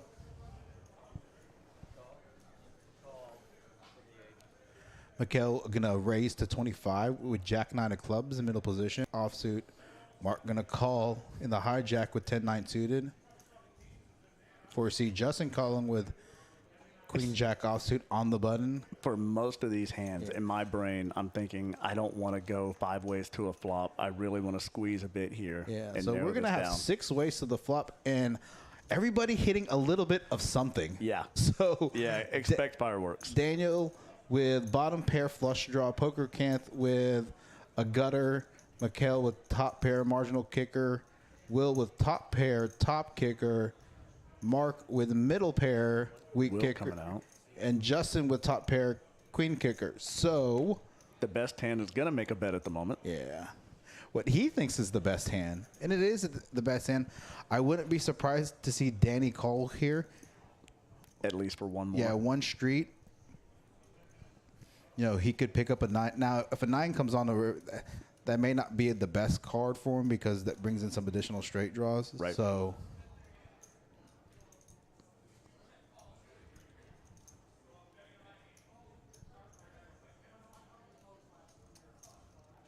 I like Will's bet here. Mm-hmm. Bet's half pot. Just enough to eliminate weaker hands and put bigger ones into a decision. Wow, and Danny coming in for the check raise. Makes it 4x. Pretty standard sizing for being out of position to a late position raise. Going to get Will to. I think it's going to put Will all in. So, and if you're Yeah. Justin, you can't call here. Again, I think. Apologies to the viewers in the chat. I think this specific camera angle is going to get stuck. Yeah, we're going to be watching this for 15 minutes. Yep. So it happens. So we control the board in here, and every now and then something will happen that will freeze the camera angle. If we don't catch it on the board because we're watching the hands, then you guys get stuck with one camera angle for 15 minutes. It's operator error. It's my fault. The board is in front of me. I've actually taken the space away from Eddie.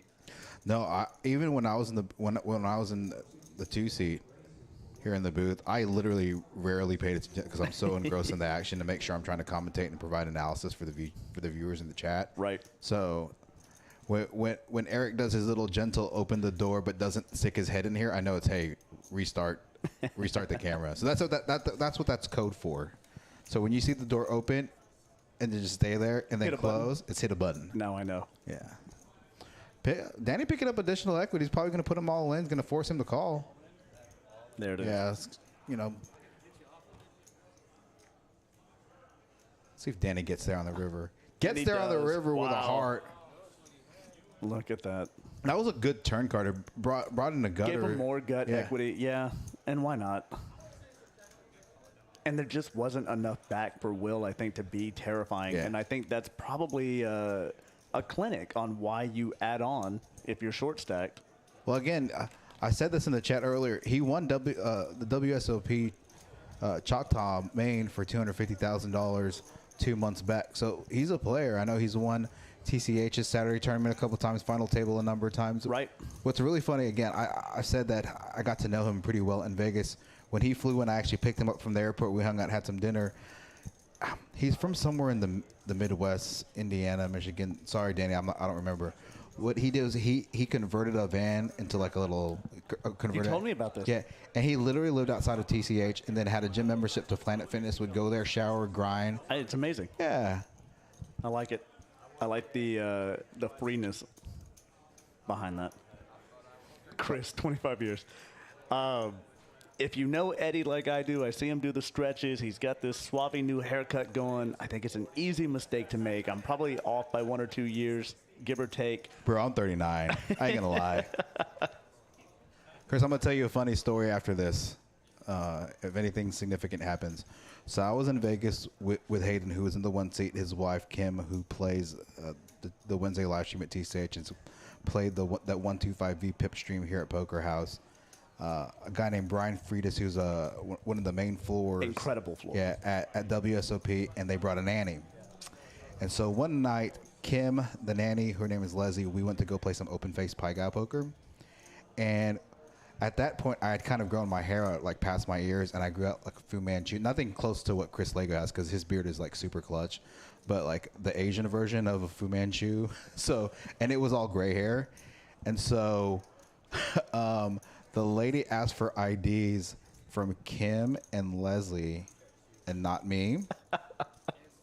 And so I asked the lady how old she thought I was. She's like, well, I thought you were like 55. And I was like, hi-ya. That was A little rough. bit of a gut punch. Yeah. Here were the cumulative winnings. Danny up top, 4K up.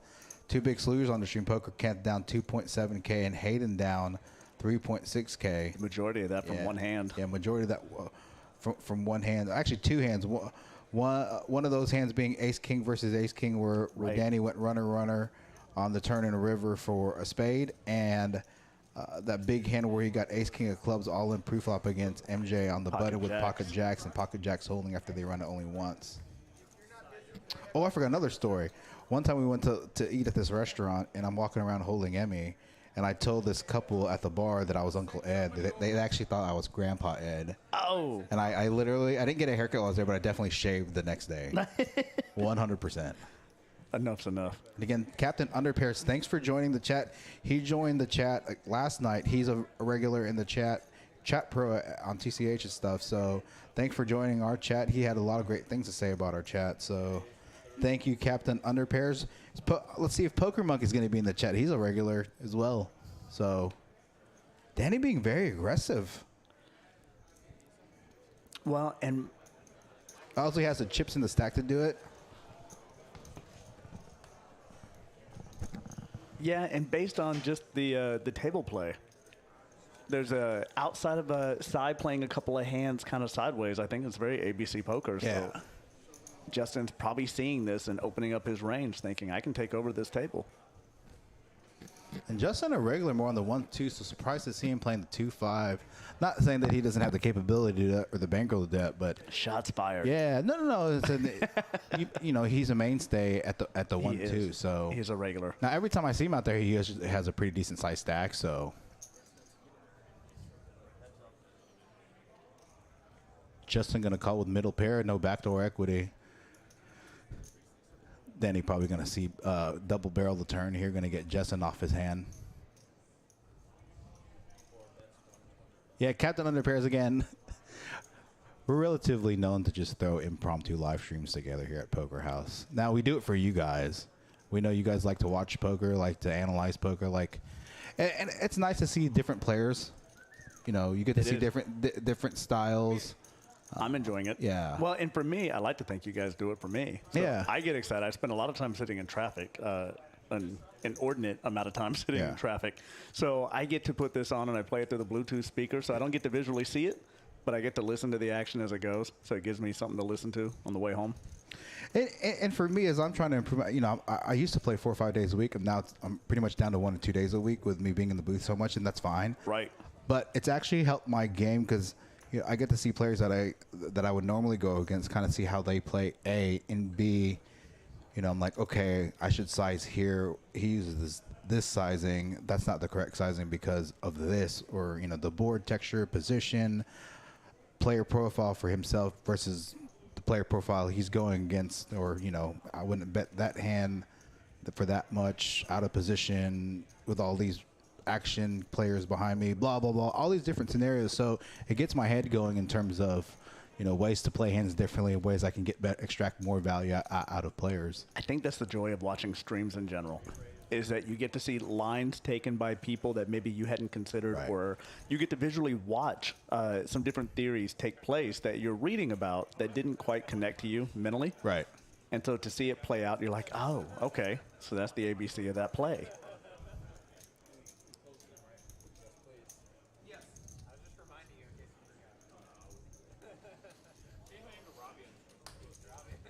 Just Poker Cat saying to change his name to Poker Robbie. Yeah. It looks like we have like 10 players on the stream right now. I'm sorry. On the wait. On the feeder. So this Right. is this. I feel like this can turn into a VPIP game very soon. So again, we're going to leave it up to the table whether or not. We kind of said this was going to be a 2-5 game. We did let them know. At least I think we let them know that this was a match of stack. I actually thought it was a 2-5 1500 cap game. I know with it being match of stack, it pleased Hayden and Danny because they're match of stack type of players.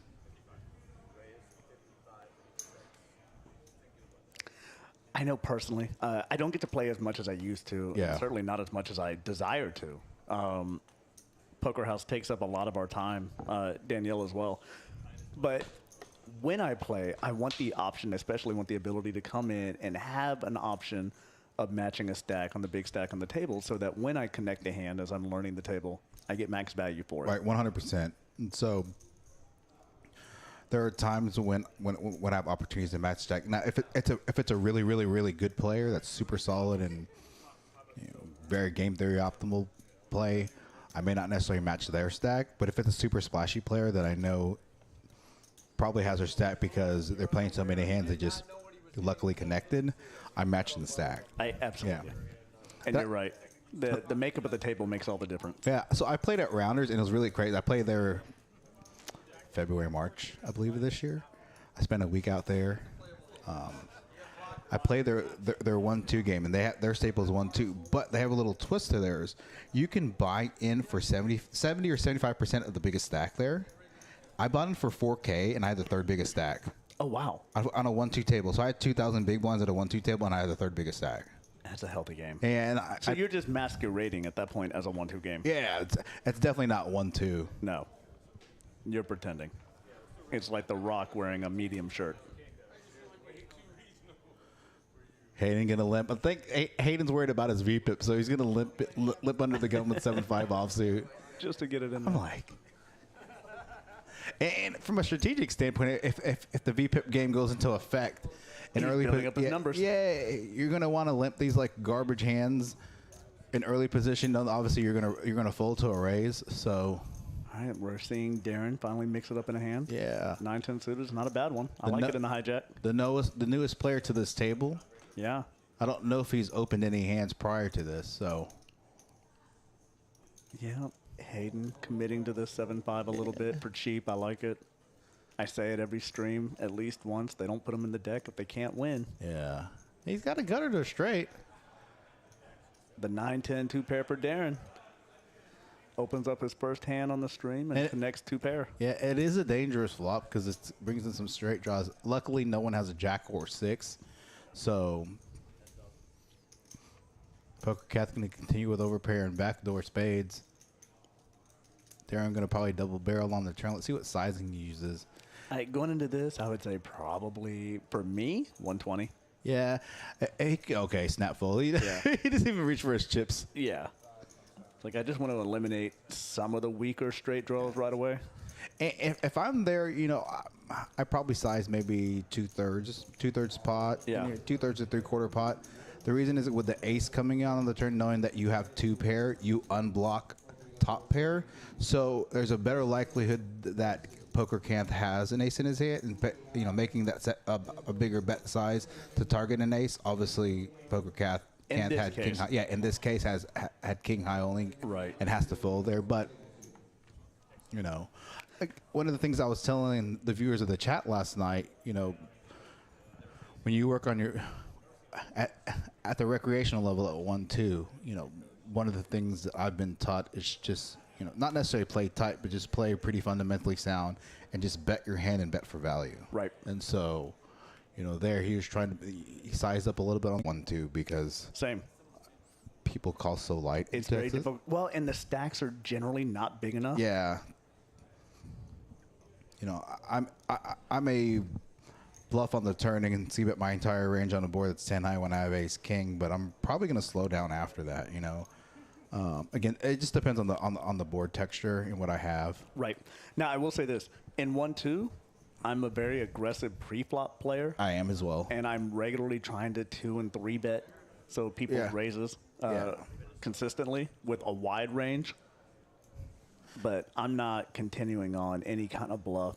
Yeah. The stacks are always too small to me, so to successfully navigate it. I like to 3-bet, 4-bet with hands like ace-5 suited, ace-queen suited, king-queen suited, king-jack suited, hands that block premium hand type holdings. That's right. I do the same. I focus a lot more on 8-9 suited, 9-10 suited, jack-queen, that range. Yeah, Michael flopping middle set here. Bet. Yep. Probably going to force Will to call here, knowing that he river two pair.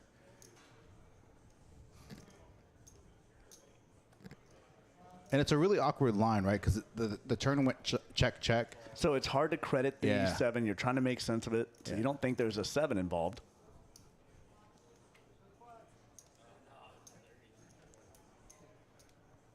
Yeah, I think if that river is anything but an ace or a queen, Will's folding there. But based off how that line went from pre-flop to the check on the turn, when you get top 2 pair, I think it was top 2 pair. I know it was queens and 7 with ace kicker. Like you just have to call, especially to a half pot size bet. So I was thinking that Will was going to add on and bring his stack back up, but it doesn't look like he's making that movement. And again, that's what's kind of cool about this stream. A lot of players, we're trying to get a 2-5 game going more on a regular basis here. We are. I think with the players that have been coming in, you know, our relationship with the next gen poker guys, this is going to be a more common game that's going to be run here at Poker House. Right. And so this is the first. That's not true. This is the second time we've run a 2-5 stream outside of the VPIP game. Right. Last Saturday. So again, a lot of players like, hey, there's a seat open on a stream. I'm only have $500. Let me fire away and see what I can do. I get to play on a stream again. It's kind of cool. It's very cool. Yeah, that's exactly right. And I mean, the last time we did it, we had 2 tables. Oh, yeah. So at that point, so it is organically achieving what we're trying to do, and that's open up our floor with more 2-5 games. Yeah, when we've been on the air in about an hour 45 minutes, and so that feeder table, I don't know if that actual feeder table is got put together or if it's just a feeder table they're playing 1-2 right now. Right. They should probably start it, actually. That's my personal opinion, but. So you can hear one of the players asking Eric, who is running the action tracker right now on the board behind the dealer, if he can see all the players' cards. They were confused. And every now and then, so if you didn't know and you're watching this and you're wondering, you see the laptop in front of Eric or the tablet. Eric is inputting all the bet action and making sure that it follows along the table, because that has to be done by hand. The RFID doesn't do that part of the game. But he does not get to see any of the hole cards for any of the players. We're the only ones that do. Yeah. All it tells him is if the reader in front of each player, the little outlined square in front of each seat, has registered the player's cards for us to see them. Right. And so, again, like Matt said, we are the only people that see the hole cards. But we are seeing it on a 15-minute delay. We are. So We are, and there's no other access to this room. Yep. There's not even a surveillance camera. yeah, that's correct. So there is, when we talk about game security, and that's a big topic right now Yeah. with other streams and the drama that we were talking about earlier, we've gone to great lengths to really secure our booth and isolate it so that the fewest number of people that need to see it. Right. And one of the things we've implemented, two things. This room actually has its own separate hardwired internet. That's right. So It's on there's- its own server. Yeah, you can't access it wireless. Any players that are playing the stream, I don't know if you saw the box out there. All the players have to put their cell phone in that box. Okay, so I walked up on it and I wasn't sure what it was, Yeah. and I was going to ask, but there was no one around at the moment because all of the team here has been tasked. They're doing their various duties with the live stream. So I didn't know that. So Yeah. it's a isolation box. It is, and the reason why, because last night we had this impromptu stream, and as I was watching it, there were some players like had their phone at the table, even though they weren't in a hand, and it just really gave really bad optics. Right. It and just it draws a actually question mark. Yeah, and again, they weren't in the hand, so I was just like, but I'm still watching it, and viewers in the chat could be seeing like, why does this guy have his phone Right. on a live stream? It just like from an optics perspective, I text Min, Eric, and I have like a little text, and I said, hey. They can't have their phone. It just looks really bad. No, so I think it's a great. I suggested, I was like, hey, I've seen other rooms where they have to put it in a box. They can step off the live stream table, use it, and then, put it back in the box. And I found this out this morning. Apparently, there was a player that's played in our live stream that they were involved in a big hand, and then 15 minutes later, they went to go take a cigarette smoke break, and they watched With the their hand phone? with their phone. So the players are now, again, that's on us. So the players are now not allowed to have their phone with them at any point during the table, and if they need to use their phone, they can step off, use it, but they can't walk away with their phone until they're done with the stream. So they cannot use the restroom and grab their phone now. Well, so it they can has use to the- stay there. They can use the restroom, right. But they cannot pick their phone up out of the box while they do it. Yeah, so they can't go outside with their phone. So I like this rule. Eric makes sure that they don't, or Min over there makes sure that they don't. So that's an additional security protocol that we put in place literally this morning. So fluid evolution of the Yeah. stream. So we're just that much better Yeah. today. And again, just with the optics, especially, with the Mike Postle thing a few years back, and Right. now with the Robbie stuff, Garrett Adelstein stuff going on, just And some of this, you don't know what you don't know. Yeah. So we're learning about it kind of like you guys are watching it. So real time of, oh, look at that. So we can do that differently and better on the next one.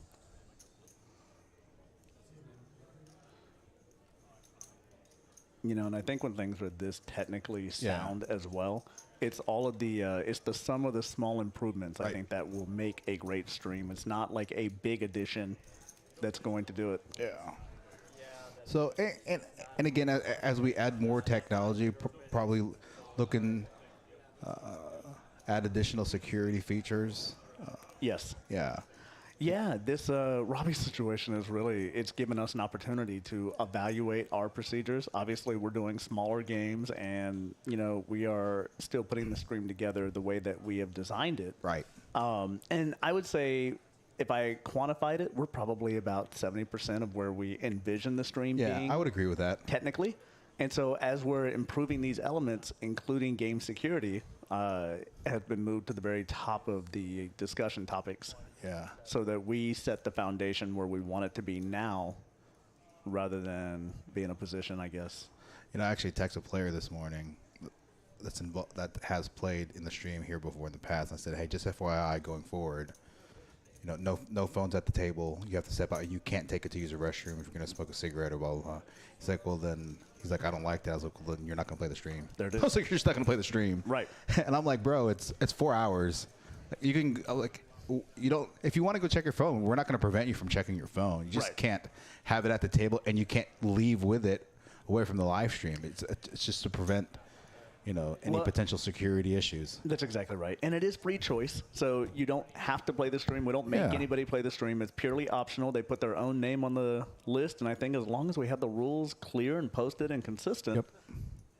I am just fine with it, just like in the room. Yeah, you see the box right there. Actually, beside the box is a piece of paper That has the new rules. that has a new rule. I read it. Yeah, I did.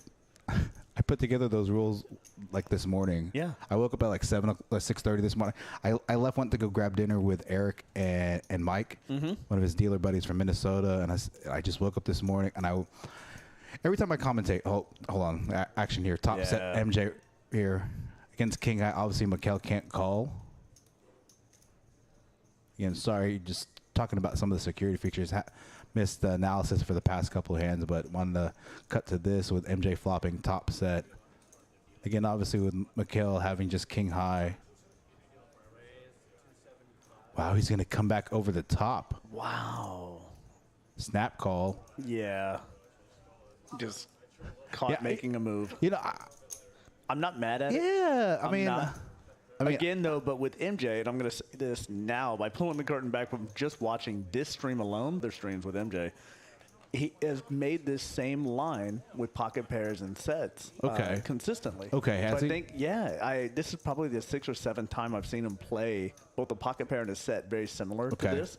And so I think if you can kind of in-depth analysis of each player at the seats, then you would know, like, when MJ continues firing from the flop on, it generally means that. That he has connected a set or he has an over pocket pair. So and we've watched him now call on 3 different spots where somebody has tried to make a move against him and he does not hesitate to call. So I think I would probably make that move on other players and be a lot more cautious with MJ because he's showing how he plays that range. Yeah,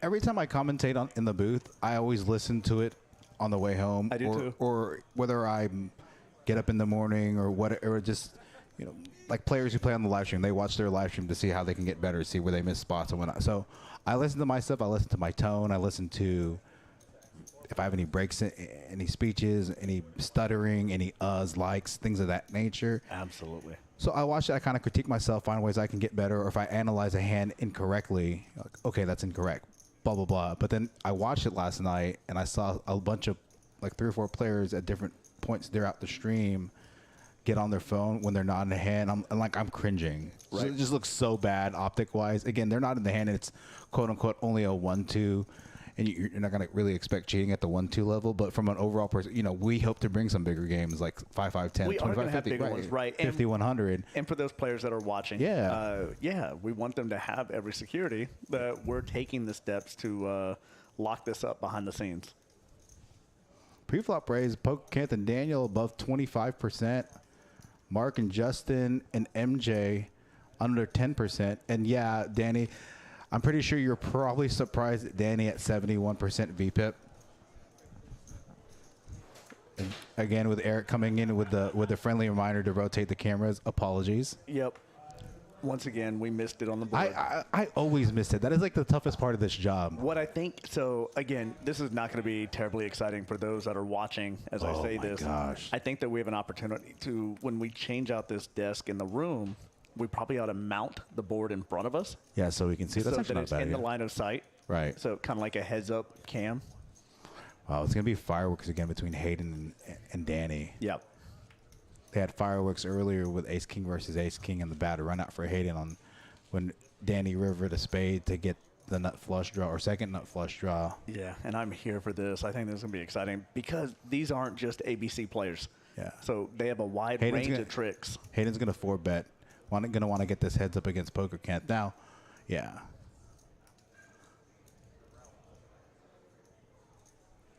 Poker Kent knows that he can't call now, especially with Danny. No. 3-betting and Hayden 4-betting. Going to have to fold. Probably going to go heads up to the flop. Let's see. Oh, he 5-bets.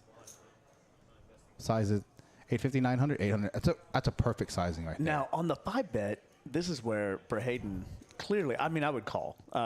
With Hayden stack, I would go to a flop and see. I would end the aggression here, and this is a decent-sized pot to build on post-flop.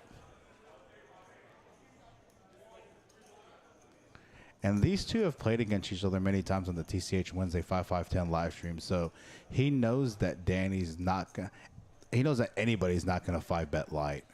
And again, as you 3-bet, 4-bet, 5-bet, your sizings relative to the pot, 2.5x, you're going to use a smaller 5-bet sizing. Right. You're going to want to entice him to call. Hayden in the tank. Wish I could have had the camera view on him, so that's my fault. Yeah, Kimmy, I'll be honest, he's not. The camera is our fault, Kim. So every now and then an action will happen and it will freeze one camera frame. If we are paying attention to the board that is down at waist level on the desk. Yes, again, this is operator error time and again. Generally, I'm going to say it's my fault. Eddie's trying to fall on the sword. The board is in front of me. It's not in front of Eddie, and I get so engrossed in the action that I forget to look down. Wow, and Hayden lays it down. Pocket queens.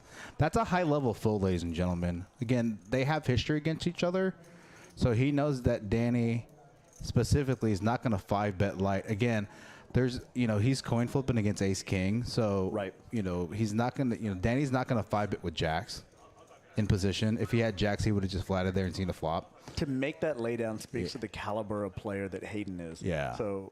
Not traditionally things that you see at 1-2, not even traditionally what you see at 2-5. Yeah, and he I can't make that flop. I absolutely couldn't. I'm at least peeling the flop for the record. Right. Yeah, just I've seen Hayden fold the second nuts to the nuts. There was a couple hands against Danny a couple weeks ago where he made the correct call and correct fold in the same stream. It was just really impressive, just his analysis breakdown of hands. So if I have a questionable hand, whether or not I took a weird line, or he's like, I would have done this, I would have bet this size, I'm like, okay, that makes sense. Well, so as a poker player that is trying to build up their ability, so for anybody out there, having a circle that you can bounce analysis off of and hands off of and discuss different lines and different tactics, I think is critical to your growth as a player when you're trying to take the game serious. Mikkel slow playing his 2-pair from the big blind, hoping to let somebody's catch up, maybe bluff and going for a check raise. Yeah, and so Danny turning pair of nines, probably going to come back over the top, and he comes back to 55. Yeah, slightly small sizing, value re-raise. Great fold by Hayden Kim. I'm at least peeling the flop. Yeah. And if it's not a king or an ace, and he bets, I'm gonna peel one. I'm gonna peel the flop. Right. Yeah. Oh, I absolutely am. I can just tell you right now. There's a reason why I am managing and commentating and not playing on the stream. Touche. Daniel leading in a progression frequency 42%. I joke with Daniel. It's like there's just no way you can play the VPIP. You're gonna get booted out. Proving me wrong, sir. Proving me wrong.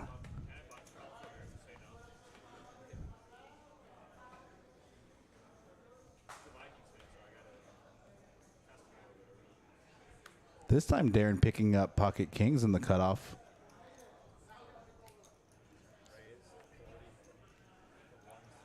Hayden going to make it 40 in the +1 position.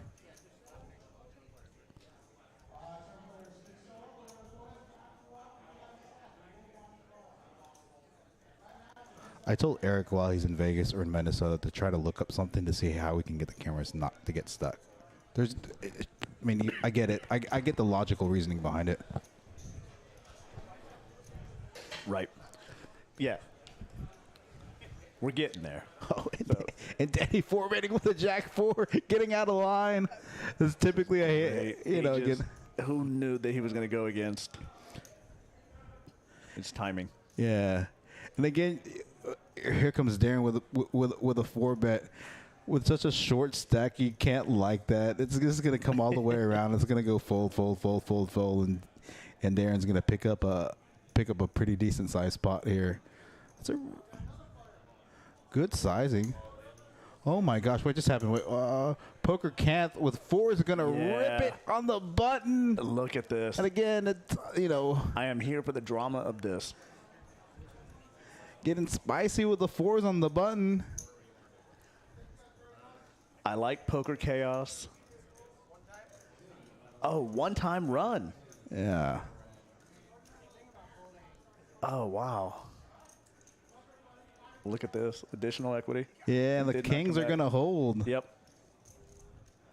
Nice little double up for Darren. They're picking up more than a double up, picking up some dead money from Hayden. And when Hayden opened up ace-jack offsuit, and Danny picking up, trying to get a little spicy with the Jack-4 offsuit, trying to win that bounty. But now, do you think in this case, This was a moment where PokerCamp was looking at Darren. He's only played 2 hands and thinking, well, let me just test him.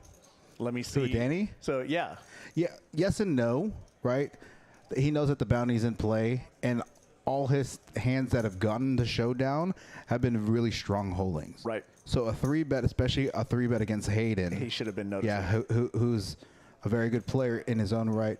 Also, Darren had a short stack. I think he started the hand with 670, so he pretty much put about 45% of his stack, pretty much committing his entire stack to whatever. Even on the ace high board, you're probably gonna just have to get it in. You're just gonna have to get it in there. That's where your equity is. Yeah. And so, obviously when you 3-bet Jack 4 offsuit, and then you get 4-bet, and then there's a 5-bet rip. Hands like ace Jack offsuit, auto folding. Definitely the Jack 4 offsuit's folding. Right. Yeah. Well, for those that are listening, if you're not aware, we do have a deep stack tournament that just started here at 3 o'clock. So it's a 280 buy-in, 30,000 in starting chips. So this field has been getting bigger and bigger each week. The last 3 weeks, we've had record-setting weeks for us on this tournament. I'm hoping to continue that trend today. We do have the Texas OU game going. I don't know. Texas is crushing OU. I think it was like the last time I checked was 28-0. Yeah, so I don't want to spoil it. Yeah, it's been. Yeah, I mean I'm in the booth, so I'm not seeing anything. But no, that's exactly right. I don't want to give any spoilers, but it didn't look good for OU. No, and there is plenty of registration time left. So this is today a 7,500 guarantee to come in. 4 hours of registration still to go. So you got plenty of time to make it. Come on down and join us. So college football fun. We've got the live stream games going on today. We got this tournament, which is always a blast. 7,500 guarantee. We doubled the guarantee last week, just shy of doubling. Yeah. I don't want to misrepresent, but we were very close. I think we were 1 or 2 entries away from fully doubling the guarantee. Yeah, 1 entry. It was like 1 entry. It was so close. It was 7,500 for the guarantee. It was 14,680. There it is. Ooh, good memory. Yeah, I'm an accountant by trade, so fair enough. Yeah, so come in and be a part of this field and take it down. It's a very healthy field to win on. It's a great way to spend a Saturday afternoon. Yeah, and you guys are doing such a good job with your tournaments and bringing in Eric, MJ here, flopping top pair, and Justin in the 2-seat flopping bottom set. Poker Canth with the gutter to the wheel, gonna have to let his hand go. Let's see, is MJ going to call here? That's a significant portion of his stack.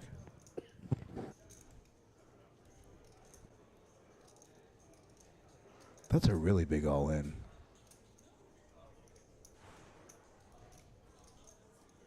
Brittany O'Neill in the chat saying, let's go, Will. Brittany will have, to be honest, Will having a tough stream this evening. He had a really good stream on Tuesday, but today just not catching anything, and his cards are just getting beat with the deck today. But that's poker. Thank you, Brittany O'Neill, for joining in on the chat via Facebook. And MJ in the tank.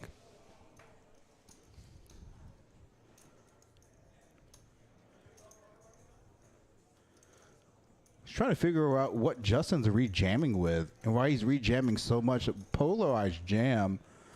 Board's not too connected here. So MJ just has top pair with a mediocre kicker.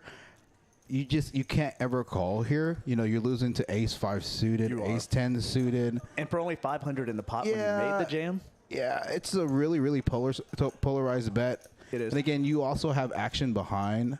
So I think he led flop, actually, was what I think. I think he led flop and jammed, which is an interesting line to take as a non-pre-flop aggressor. I could be wrong. I missed a pre-flop action. I would imagine it was limp, raise, call, and then he just open ripped the flop. Yeah, I'll be honest. I did not pay attention to it, but that makes sense. The way you just laid it out, I could see it playing like that. There's not a lot of scenarios, I think, that make sense to me outside of that. No, that can't be right, because there's 500. There was 500 in the pot, and he jams for 1.1. Right. So it's 500 pre-flop. Maybe Justin open pocket fives. MJ 3-bet. Poker can't either call or maybe decide to get a little spicy, get a little spicy with 3-4 offsuit. Call.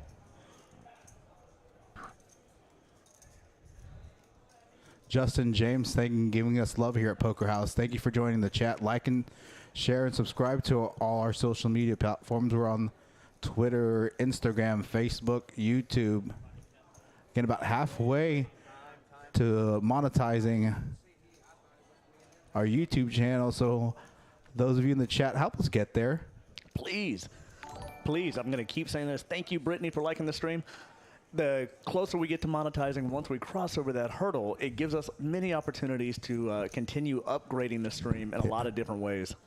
One of the cool things that you can monetize once these videos get saved. Obviously, we're on a live stream; there won't be ads, but then we can generate ad revenue at the conclusion of that, and then also super chats. People that are watching can donate to the live stream. So that's right. We do this live stream for you, the viewers. All different stakes, all different buy-ins for tournaments. So one of the things I talked about, and I don't think I've actually talked about it today. One of the neat things we decided to do with this live stream is that we give players that would normally not get an opportunity to play. So at a lot of rooms across the nation, you see higher stakes, 5, 5, 10, 10, 25, 25, 50, 100, 200. Bigger buy-in tournaments where only the final tables featured. So with our 150K Danielle's birthday bash coming up here at the end of the month, we're going to be streaming all flights at the end of registration. That's right. Yeah, so that's, again, giving players an opportunity to be on a live stream that never would be, streaming some low stakes 1, 2, or 2, 5 for players that would never get an opportunity to play on the live stream. So, right. It's neat for their family and friends to watch them on the big screen. Or on the phone, depending on where they're watching it from. But which is usually me. Yeah, we usually watch it. Yeah, usually it's on the phone or on tablet or whatever it is. But right, it's not. Or throw it on the big screen TV. Now you can, with these smart TVs, you can just watch YouTube directly. So I can ask my daughter to see if she can teach me how to do it. Yeah, I'm not that technological. I used to joke with friends and even my ex-wife. It's a good thing I'm smart because, I don't have any other talents besides being smart. Well, we can add commentating to it. So it's not an undiscovered skill. That's not easily done. It's not. It's not. It's easy to understate the complicated nature of it all. Yeah, and I think if you're ever going to commentate in a booth ever, you definitely need to be a poker player. You definitely need to be sociable. You need to have good speaking skills, be able to articulate. But even if you have a combination of all three of those, just being able to balance table talk, the action, being able to make the action make sense for the normal everyday non-poker player, and also make it make sense for the more advanced player, it's a balancing act. It is. But again, it's a fun balancing act. I wish we could get control of the temperature in this room, because some days it's ridiculously cold and it's ridiculously hot. We're going to have some action here. Both Mark and Hayden have an ace-king. Hayden's probably going to 3-bet out of the small blind to probably make it 200. Yeah, makes 2 1/4, makes it slightly over 4x, the original opener.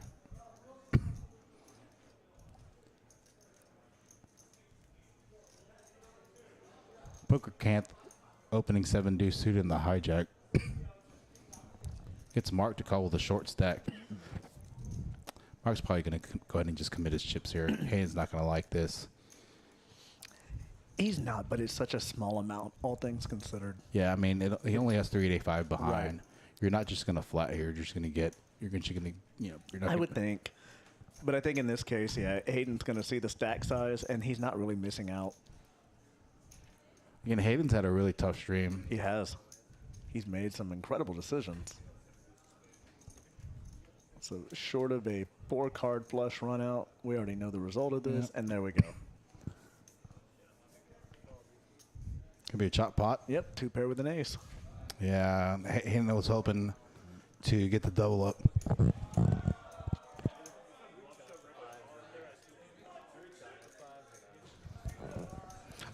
Josh, Will is no longer in the game. He had let. Oh wait, I'm sorry. No, Will is. Will is still in the game. Sorry. Somebody asked Cody if Cody was still in the game. Cody is not in the game anymore. He had commitments. He had to leave at 2:40 to get to. Oh, no, I'm sorry. I think Will is out of the game. Oh, Will is out of the game. We I'm now sorry. see the empty seat. Yeah. Look for that seat to be filled by one of these players on the outer tables. I am going to check in with Eric to see if there's going to be a feared table or if they're just going to get those players to play.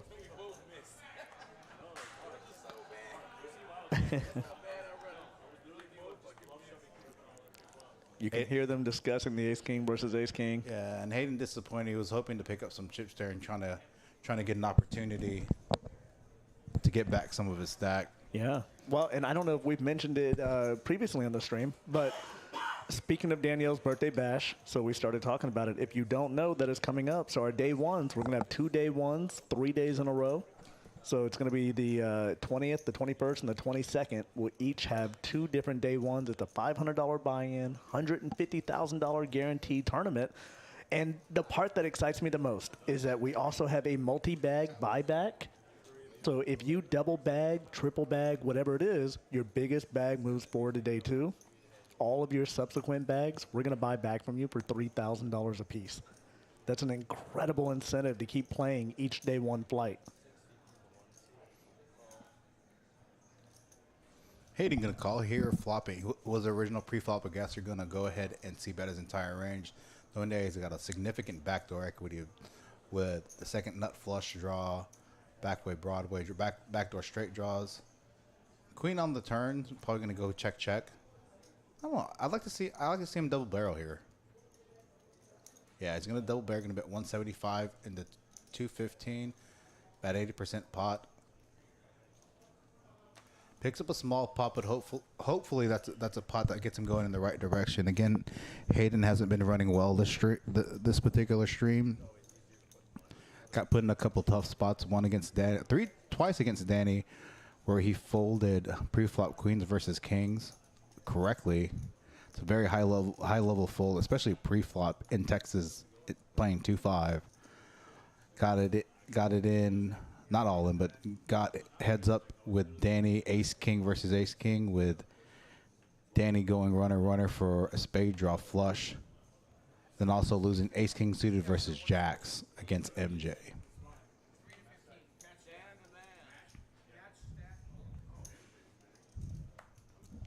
Ooh, and Dan Simone, he's commentated a couple times in the booth, and Patrick's got both times in Patrick's game. Poor Scott. I know Scott's going to have to use the restroom at some point. The guy's been locked in for 2 hours. So, he has been. Yeah. I didn't realize we weren't doing dealer changes. Yeah. Well, I think, and I don't blame Eric. Scott's from a live stream perspective is one of your better dealers. He's here. absolutely one of our strongest on the stream. And so the stream takes a different set of training. Right. So there's a lot more involved with just the stream. There's a lot more than general dealing. So the dealers have to read out each bet as it's made, which is untraditional and regular cash poker. And that's so the action tracker can actually input the bets as they happen. So the dealer will say seat 4, 500, seat 6 fold, seat 7 call, that kind of thing. So there's a lot involved. Also, the way they handle the cards, their shuffle has to be retrained and done a certain way so that they don't break the cards or ruin the circuitry in the cards. Right. Each card is roughly $5.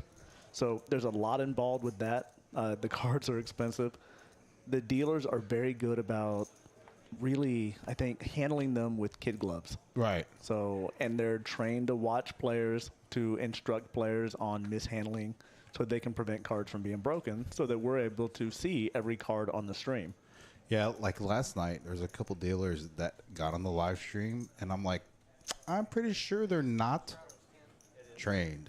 And unfortunately, like obviously with Eric in the booth, he didn't have a chance to navigate it. Yeah, so we want to make sure with this particular stream. Oh, we worked on camera angles again this morning, so we zoomed out a little bit to get more players in the stream. So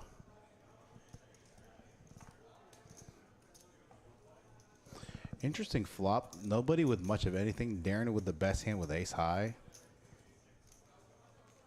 It's every whoa. Just Justin. Wow. Justin taking that hand down with 10-7 of diamonds. Everyone showing a little passivity on that flop. Yeah.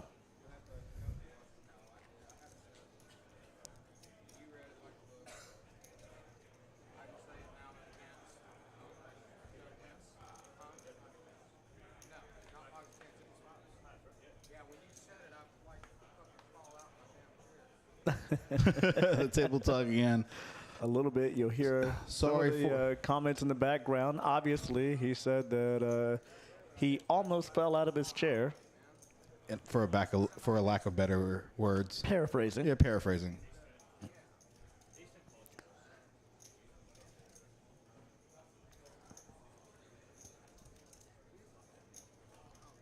If you're enjoying the stream out there, let us know.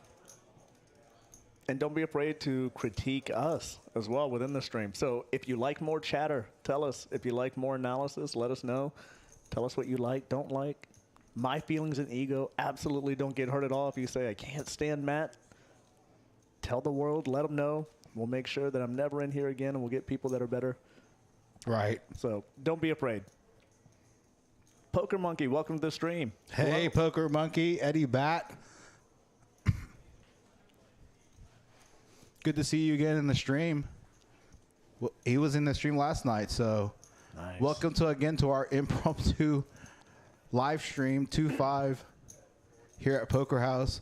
Been streamed for 2 hours now. Again, I'm probably going to be in the booth pretty much till probably midnight tonight. Hopefully get a little break here and there.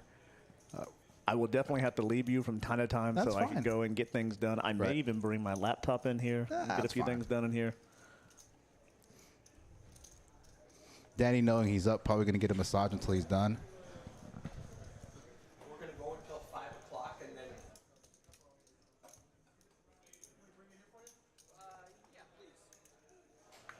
So we just got word from Eric out there. This stream is going to continue on for 1 more hour. And then there's going to be a 1 hour break. And then the next stream, the 6 o'clock stream with a different game setup, maybe some of the same players, that stream will start up. So 5 o'clock is our end time for this stream and the new one at 6. Just long enough we should figure out what dinner is and have that ready. It's not a bad idea.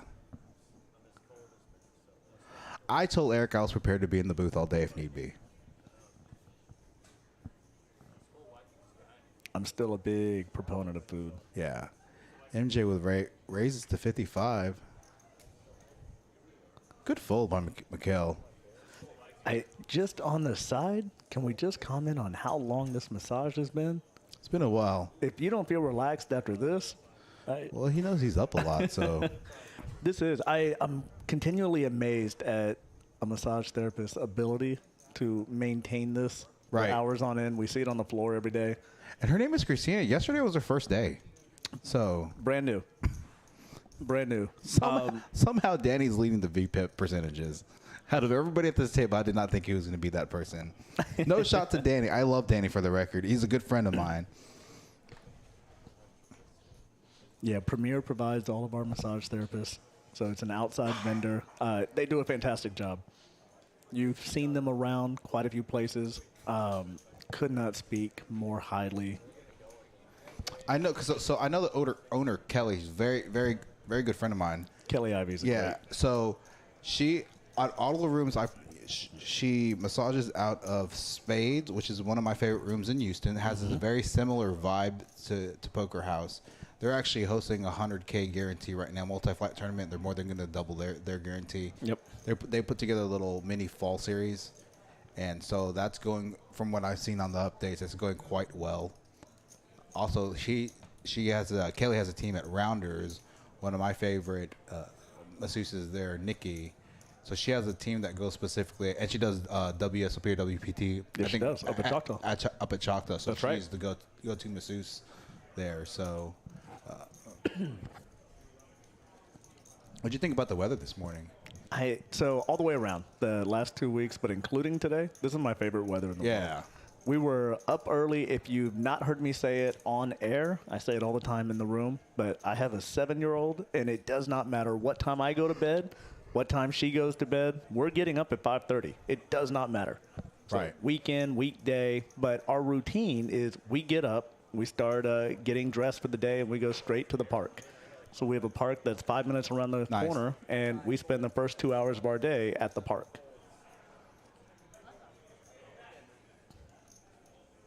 And a big part of being at the park is us feeding the turtles. Right, So, nice. I think I remember you mentioning that. So. Yeah, it's our zen moment.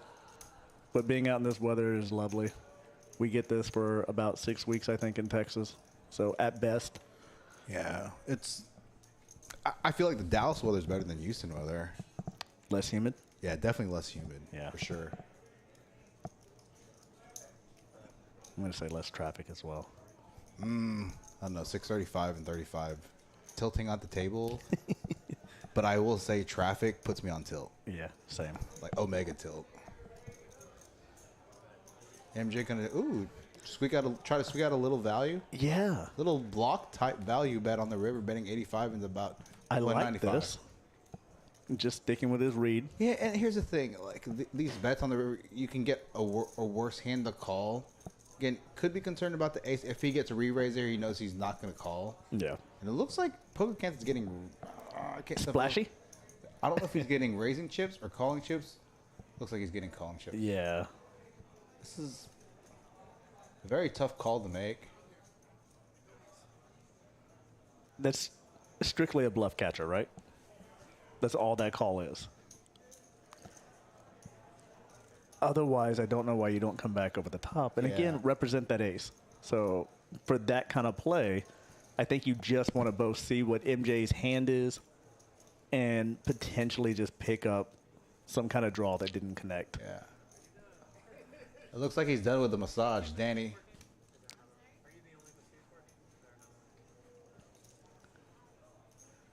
Hayden's wanting to get on the massage action, knowing that Danny's been running well since he got a masseuse. Hoping to get some of that massage good run. Right. Run good. So I'm sure she's got a list of people within the room that have already signed up. So I think they're trying to see how long it's going to be before she can make it back to. Getting hit in the face with the deck after he gets the massage. And then Mikhail with pocket queens. just smooth the raises while getting a sweater on, stretching and paying the masseuse. So if she wasn't going to be busy before, I think the rumors and reputation of get a massage, get a winning hand is going to accelerate her production. That's it. I'm going to go play cash in that hour break, and then I'm going to get a massage during the break. Hopefully I get some run good. And Captain Underpair, thank you very much, saying, love it. The main criteria for me is commentary, and your commentary is great. And again, I have a good co-host in the booth, Mr. Matt Osborne, one of the co-general managers here at Poker House. So we've formed quite a duo, accidentally starting last Saturday when I was on the way back. Very much so. Yeah, and I'm getting a text saying, hey, can you get here by X? And usually we put the stream on oh, my goodness, hold on, I'm going to go back to my story. Yeah, we'll put that on pause and let's follow this action. Yeah. So And in fact, let's turn up the table mic a bit and see if we can pick up anything and just watch this play out for just a moment. definitely going to go in for the 5-bet. See what size he makes. It can make it probably small, 1,200, 1,300. Again, your sizing doesn't need to be significantly big at a 5-bet. When you 5-bet, your range is pretty narrowed. And I'm going to say, so basically. Oh, no, it's. Yeah. Okay. And MJ's cards are a little bit hidden behind his stack, so I can see why he was confused. Okay, so yeah, and he was kind of tank trying to figure out what he's going to do. Daniel sizing up the stacks. Poker Monkey. Yeah. Next gen games on Sunday have been quite exciting. I think he may just rip it. Stack to pot ratio for. Yeah. Yep.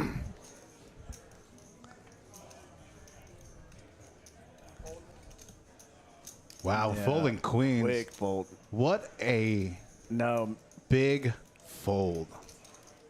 I don't know. Does he fold queens here? Oh, no. Okay. Poker can't fold a 9-3 Poker suited. can't fold. Sorry, I'm so sorry. I was trying to look at the chat and then like rotate back. That's all right. We can edit that part out and you look like you're... So here on a 5-bet all-in jam by the chip leader at the table, you can narrow his hands down to pocket aces, pocket kings, ace king, right? With Right. you having queens, you're unblocking all those types of hands. There's 6 combos of pocket kings, 6 combos of pocket aces, okay? There's 16 combinations of ace king. There's 4 combinations of ace king suited. So at best, you're potentially coin flipping. At best. At best. And do you want to commit your whole stack to a flip? Right. And he has played, at least since I've been on the stream watching, so few hands. Right. I can't imagine him committing his whole stack to a 5-card race. Yeah, and again, with that being said, Danny's been in a number of hands, the number of big hands in terms of pot size. And every time he's gotten in super good in terms of big pocket pairs. Again, he had pocket kings against Hayden earlier when Hayden had pocket queens. And Hayden, again, very familiar with how Daniel plays, actually folds pocket queens. Let's see if Mikhail can do the same thing. He's been in the tank for over 60 seconds now. This is not an easy call. It's not an easy fold. I think if he has jacks, he snap folds. I think pocket queens in this specific spot is at the bottom. Yeah. The bottom of your calling range. Obviously, your aces, you're snap calling. Ace king, probably snap calling. Again, he's probably just running. He's like, I'm way behind kings and aces. I'm ahead of ace king, but not significantly ahead of ace king. Yeah, captain under pairs. This is a very, very interesting hand we're developing. Yeah, think long, think wrong, right? Is that what they say, Poker Monkey?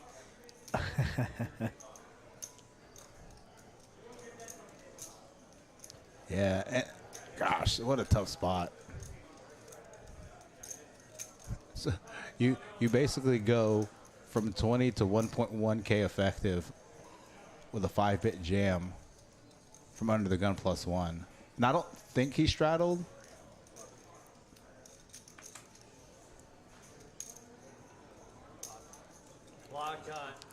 Oh, clock has been called. I'm not a big fan of calling clock right here. It's a big decision. It is a big decision.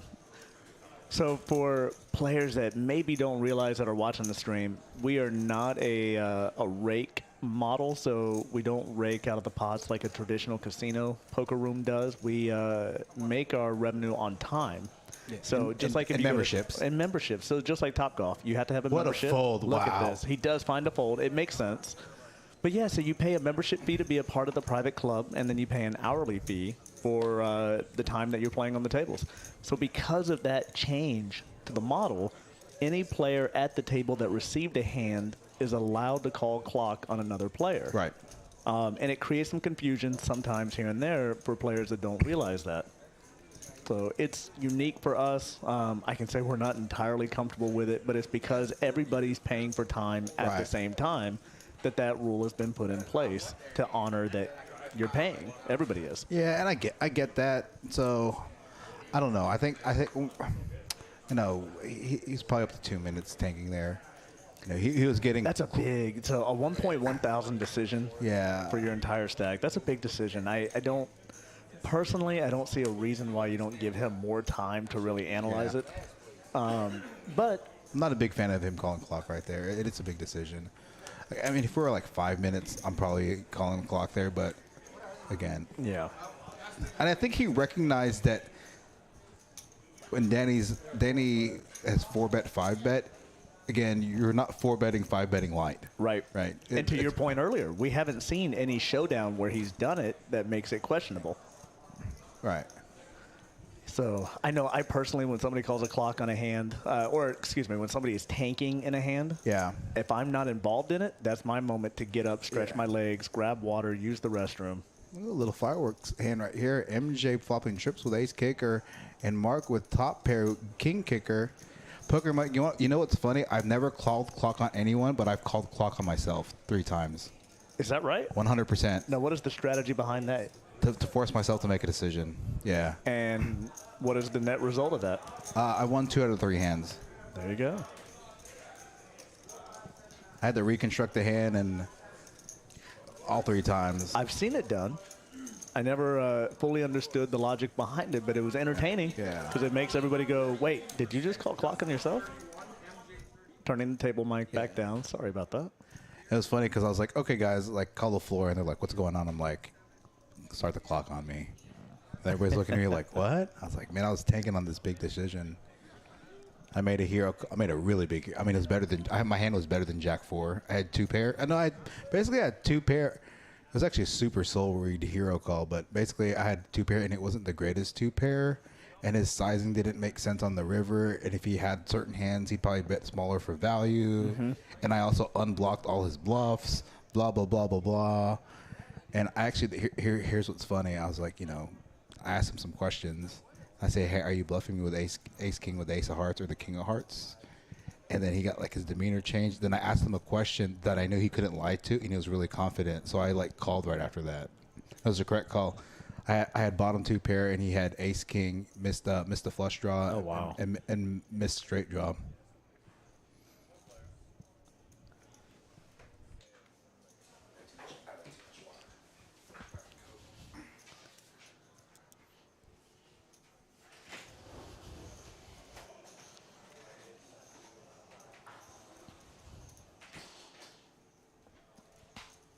All right. Eddie has just stepped out of the booth for just a moment. Get a couple of glasses of water for us.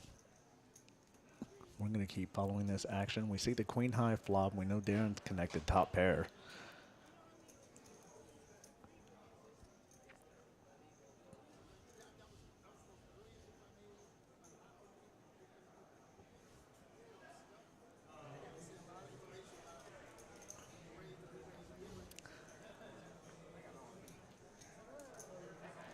And that's the end of this hand. You can hear a little bit of the table talk. I've turned the table mics back up just a bit.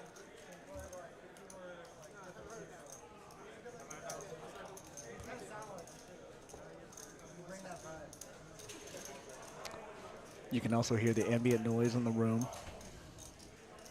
So we do have a deep stack tournament going on, 280 buy-in, 7,500 guarantee. There is currently an overlay. So if you're looking for value in a tournament on a Saturday afternoon, you're going to find it at Poker House, so come join us. We also have 8 or 9 cash tables going at the moment. We have the live stream game. Once again, if you've just started tuning in and you missed the announcement earlier, this stream is going to go for a little bit longer, another 45 minutes, and stop at 5 o'clock. We're going to take a 1-hour break, give everyone a chance to stretch their legs, reset, eat a fast dinner, and then pick it right back up on a new game at 6 o'clock.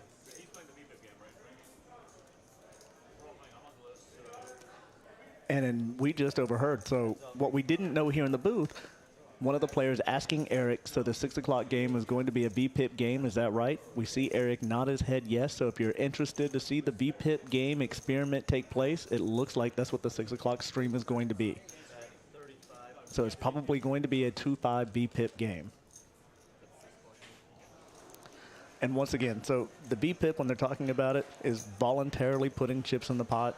The players that play the least amount of hands will have the lowest VPIP percentage. And at whatever interval has been decided, those players will be removed from the table and put back onto the feeder table. And the feeder table will have a list of players, and they'll go in order from top to bottom. And they will reseat those new players onto the live stream table. So is this now a VPIP game? This one is not. So what we heard, and I'm inferring quite a bit. So one of the players asked Eric, and we picked it up on the table mic, is the 6 o'clock going to be a VPIP game? And we see Eric nod his head yes, silently. So we are just deducing that it must be a VPIP game at 6. I'm assuming it's going to be a 2-5 stream with a VPIP element. It's going to be fun. It is going to be fun.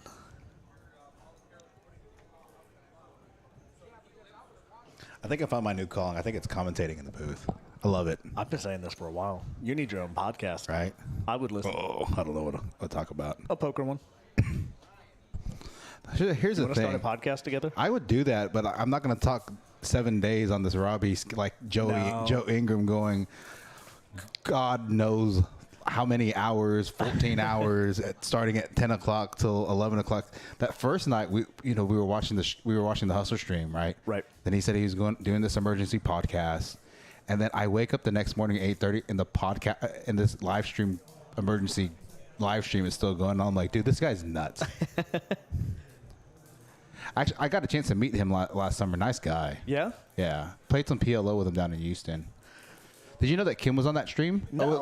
Kim. I'm sorry. Kim was on day 3 of his emergency live streams. No, I didn't know that. Yeah, she talked for about 20 minutes. Oh, that's great. Got some mixed comments. Again, people were pro Kim's point of view, like super anti, and that's, if we're talking about poker terms, super polarized, Right. in people's opinion.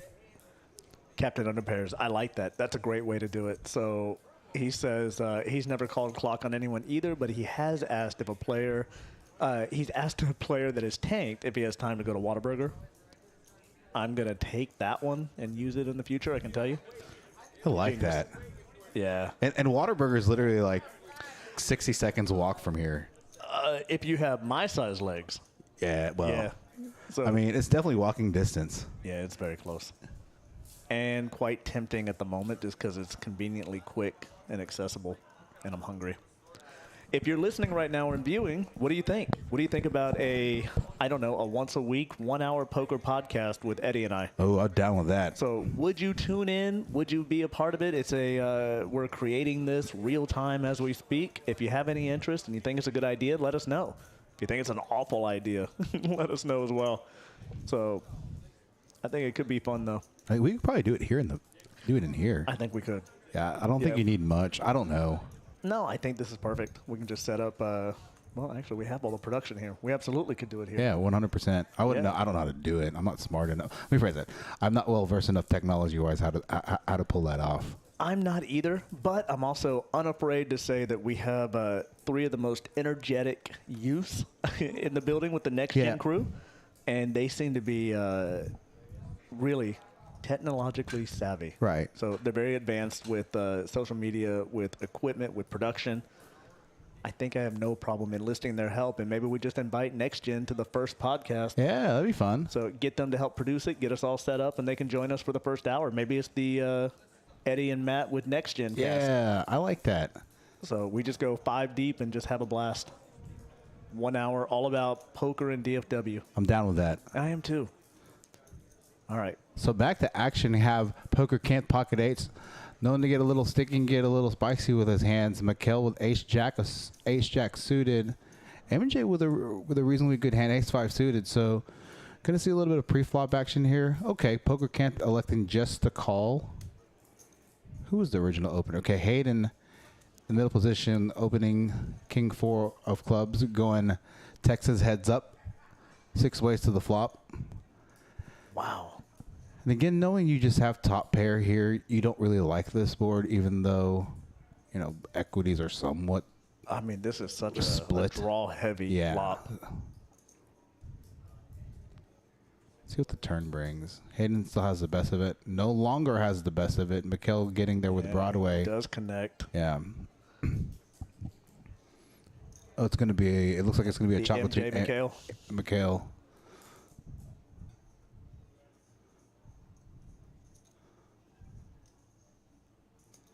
Hayden just going to call with his king only.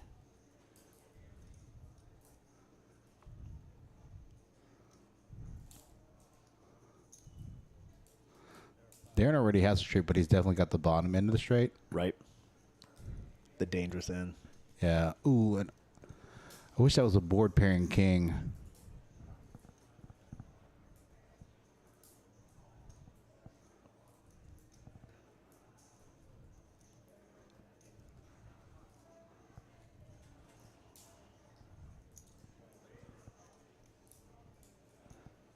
Hayden gonna bet with trip kings, knowing that Broadway's out there. Gonna definitely get called from MJ and McHale. Let's see if MJ just calls or folds, or calls or raises. Flat, yeah, flats or raises. I mean, you got to throw one raise in there, right? Right. Just in case. Or maybe just call, hoping to get worse to call. McHale confused on double paired board. Obviously has Broadway there.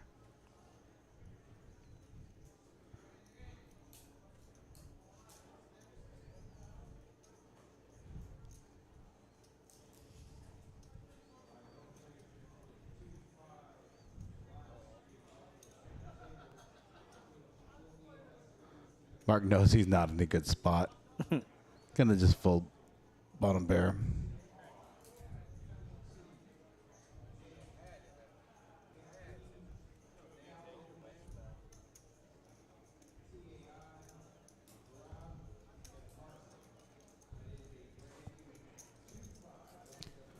And Mikhail and MJ splitting up that pot right there, both picking up a 150. Yeah.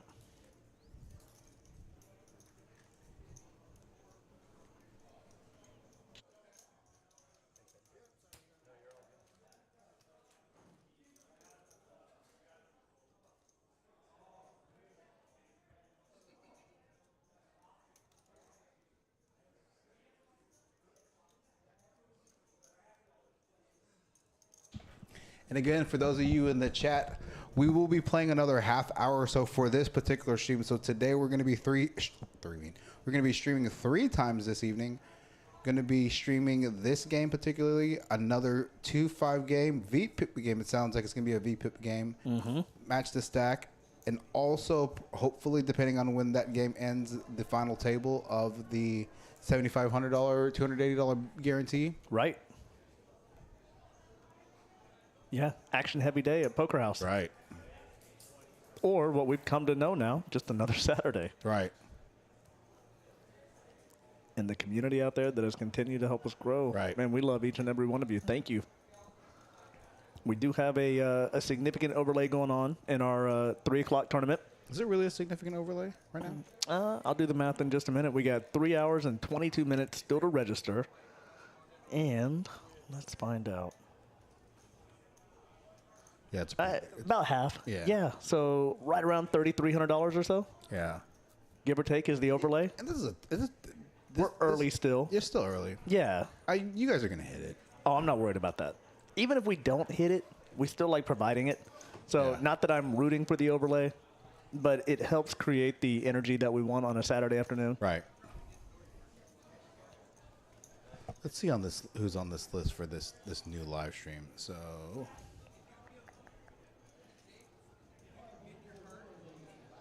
we have freaking 15 people on the stream. Yeah. So it's gonna definitely be the VPIP game. It is. It is. I'm getting that impression, and I think that's why they did not open the feeder table to this game. That makes sense. Is they don't want to start it and then have one table break down. Right. It does. It makes total logical sense now that we know. It's more fun to predict what's going on, though, if we don't know.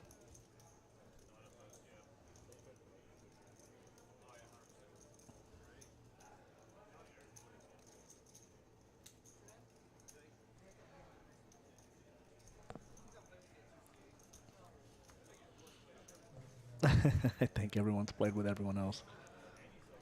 You play poker long enough, and that's probably the most true, accurate statement you can make.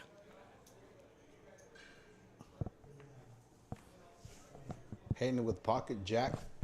Hayden with pocket jacks under the gun, going to open to 20. Nobody with not too much. Justin's going to call in the gun +1 with Jack 9 offsuit. Very, very, very light call, especially to an under the gun open with significant action behind. Right. Daniel calling with Ace 7 of diamonds and poker can't. Trying to get that VPIP pie, getting ready for the VPIP game, calling with 6-5 offsuit in the cutoff. Going to go 5 ways to this flop. On a queen 4 board. Fortunately, no one has a queen. Hayden still has the best of it.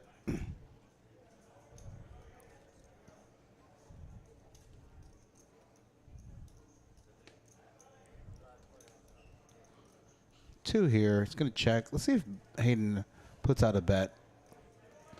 Size he's going to use. If he uses a smaller sizing.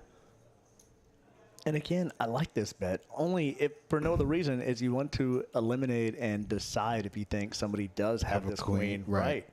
That comes along, and what kind of play do you need to make accordingly? Poker can't calling with the gutter. Which, what a sneaky gutter that would be if it connects. I think Hayden's just going to go into check call mode here. I don't know. I think I'd fire a little bit more. And it's only because we know Poker Canth is heavy on draws. Right. And so I think I'm less afraid He's incredibly dangerous as a player because he does connect a lot of draws, but I'm less afraid going against him. Right. So I think I would fire just a little bit. Daniel, our biggest winner, nearly up 5K in this short stream that started about, I don't know how long has it been? 2 hours and 45 minutes. We ran the math. Wow. I can't even do that math. Was it 1:45-ish? Started about 1:45. Yeah, I guess so you guys just started. Yeah. So Right as I walked in. I didn't realize. And then I got bounced around handling a few things.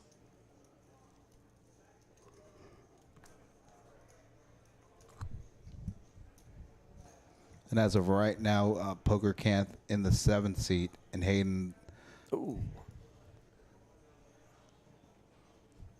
having the roughest the roughest out of the live stream out of all the players that have played. We've had a few new players play this stream.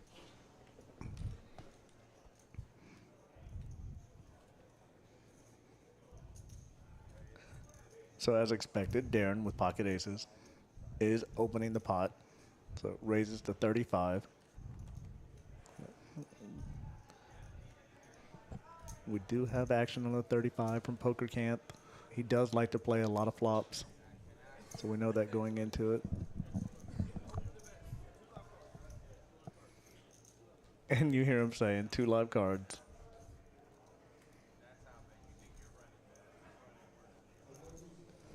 Actually, Mark, I think Poker Canth and Hayden are running the worst at this table.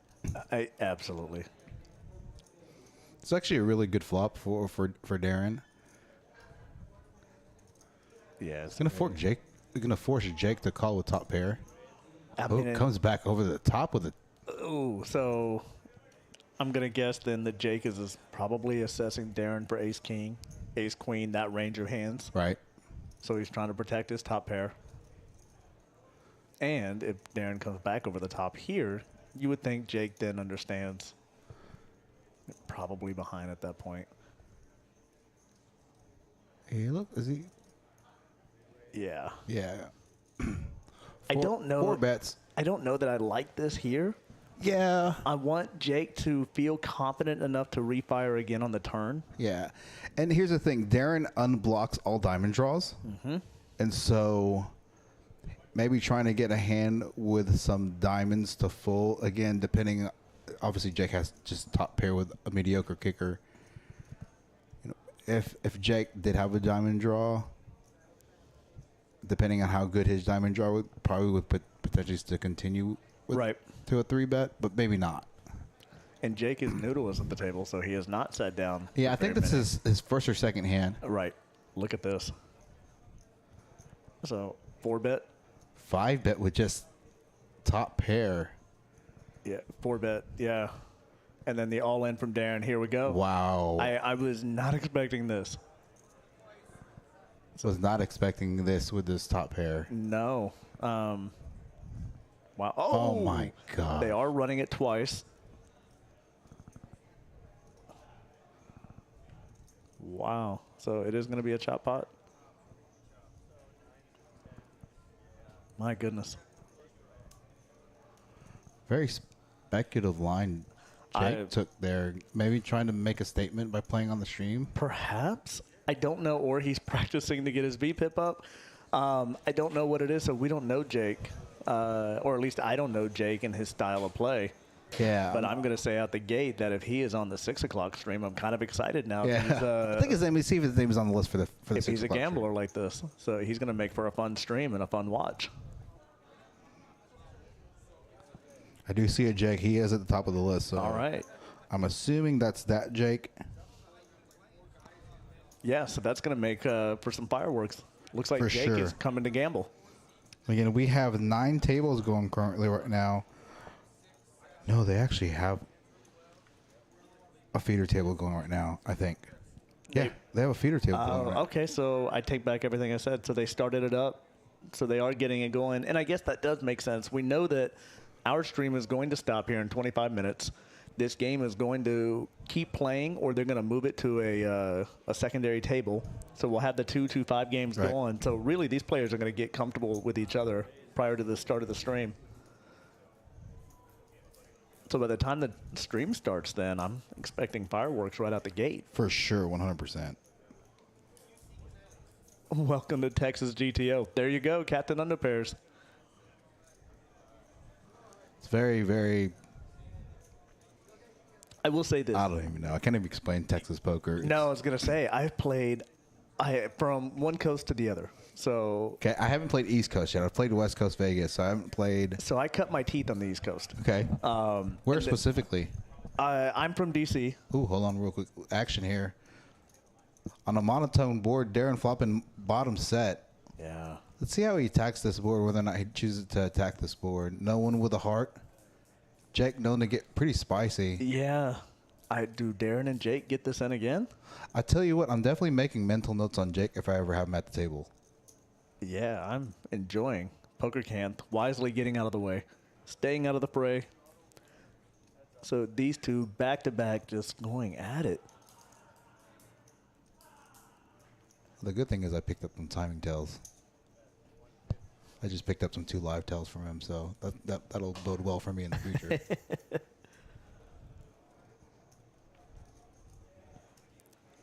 Yeah, so I played a lot at Maryland Live.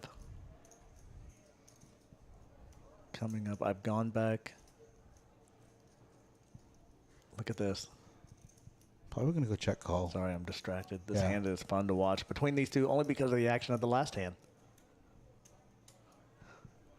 Poker Monkey, I play OMCTO, Old Man Coffee Theory Optimal. There you go. The book almost writes itself. I think he knows he has to bet here. He knows his hand's not good. Right. He's going to have to turn his hand into a bluff. And the check surrender. Wow. So 2 hands back to back. The last one was a chop. Darren takes a decent sized pot on that one. And I think he slowed down on the river there because he knows that Darren has he called with pocket aces based off that line that Darren that he took that last hand. So he probably knows that if he tries to make a move, he's not going to get Darren off his hand. Yeah, so the casino at National Harbor and at Maryland Live, those are, I don't know if they still are, but when they first opened, they were uncapped 1-2 games. Okay. And so it was not uncommon for players to come in 10 grand on a 1-2 game and play super aggressive. Yeah. And that was somewhat normal to us as we were learning 1-2 there, and then coming to other rooms. Like when you go to Vegas, 1-2 plays like 1-2, like you would traditionally think. It's miserable. It is, and it was one of those where I didn't have the patience to grind a 1-2 game as it's traditionally spread. Right. And you know what's funny about like even playing in Vegas, like tipping in Vegas, is hilarious because I played, everybody's got to play at the Bellagio for nostalgic purposes. Absolutely. And so I played 1-3, waiting to get on a 2-5 or a 5-10 because their 2-5s capped at 500 and then their 5-10s capped at 1500, which is really, really, really low for those specific stakes. It is, and they're trying to keep those games going for long periods. Right. And anyway, so I won a pretty decent sized pot for 1-3 in Vegas. I think I won like a $400 to $500 pot.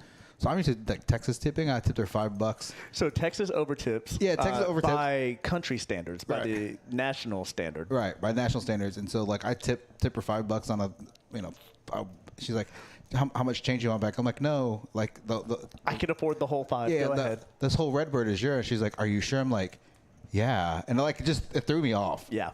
And that was the first time I had played in Vegas. The first time I played in Vegas, actually been to Vegas post probably like 15 years. Right. Anyway, she like gave me this look. She was dumbfounded. She thought it was the greatest thing in the entire world. I was like, it's just $5. Like I'm just here to grind. Like I'm here to grind for the 2 months that I'm here. But right. I'm not going to play 1-3 while I'm here. Especially with a $300 cap. I'm waiting for a seat to open at 2-5 or 5-10. Exactly. She just thought it was the greatest thing in the entire world. Yeah, I think philosophically, I think the games are just East Coast, like I said, Maryland Live in that area. I think Florida. So when you get down to Tampa, Hollywood, those kind of areas. And then here, just Texas as a state, these are the widest played ranges that I've ever seen. Yeah. Players here are just truly here to gamble. So optimal play is not the top line thought for many players, and I think that's why this has become a safe haven for grinders to come and eke out a living. Right, and it's so crazy just because you like. I probably shouldn't have made this comment to this player. I'll talk about it after this hand, but I'd flopped top set, and there's not that many hands that beat me on the river. She had to have specifically 7-9. You didn't tap the tank, did you? No, I bet. And then she comes over the top, and I'm like, "Do you have 7-9?" Like, I didn't. I called with top set because I feel like some people overvalue two pair or whatever. So I called. She's like, I rivered a straight. And I'm like, and how did you stay in? Yeah. yeah. It's like I raised pre-flop, I barreled flop, I size up on the turn to deny equity. She's like, I was open-ended. And I was like, yeah, but I was like, you only had 8. I was like, you had 6 outs. She's like, what are you talking about? I had 8 outs. Any 5 or 10. And I'm like, no, you have 6 outs. She's like, what are you talking about? You don't know what you're talking about. I'm like, did you not see this other guy snap call when you call? I was like, the guy had hearts. I'm like, 100% he had hearts. And this guy, he's like, yeah, I had hearts. I was like, so you had 6 clean outs. And she's like, her face just like dropped. She didn't even think about having like the clean outs, like her clean outs. I was like, you're right. That's where I'm going to chide you. Yeah. So don't teach at the table. yeah. And I was You know like, better. And I was just like, please stay at my table. Please stay at my table. Yeah. Yeah. So, no lesson is free. Yeah. And I think now that everybody knows I'm in the booth, a lot of players play against me differently now. I would think. Yeah, because they know like I'm super analytical and blah blah blah blah blah blah blah. It Like, adds credibility to your play. yeah, like I think so. A lot of players, especially because they're like, oh, like, players that play in the chat. If I'm playing again, I haven't been playing as much as I normally do. I usually play like 4 or 5 days a week. Now I've been only playing like 1 to 2 days a week. Right. That's what I'm saying. I'm probably going to try and sneak in for an hour and play for an hour, just to get some hands in.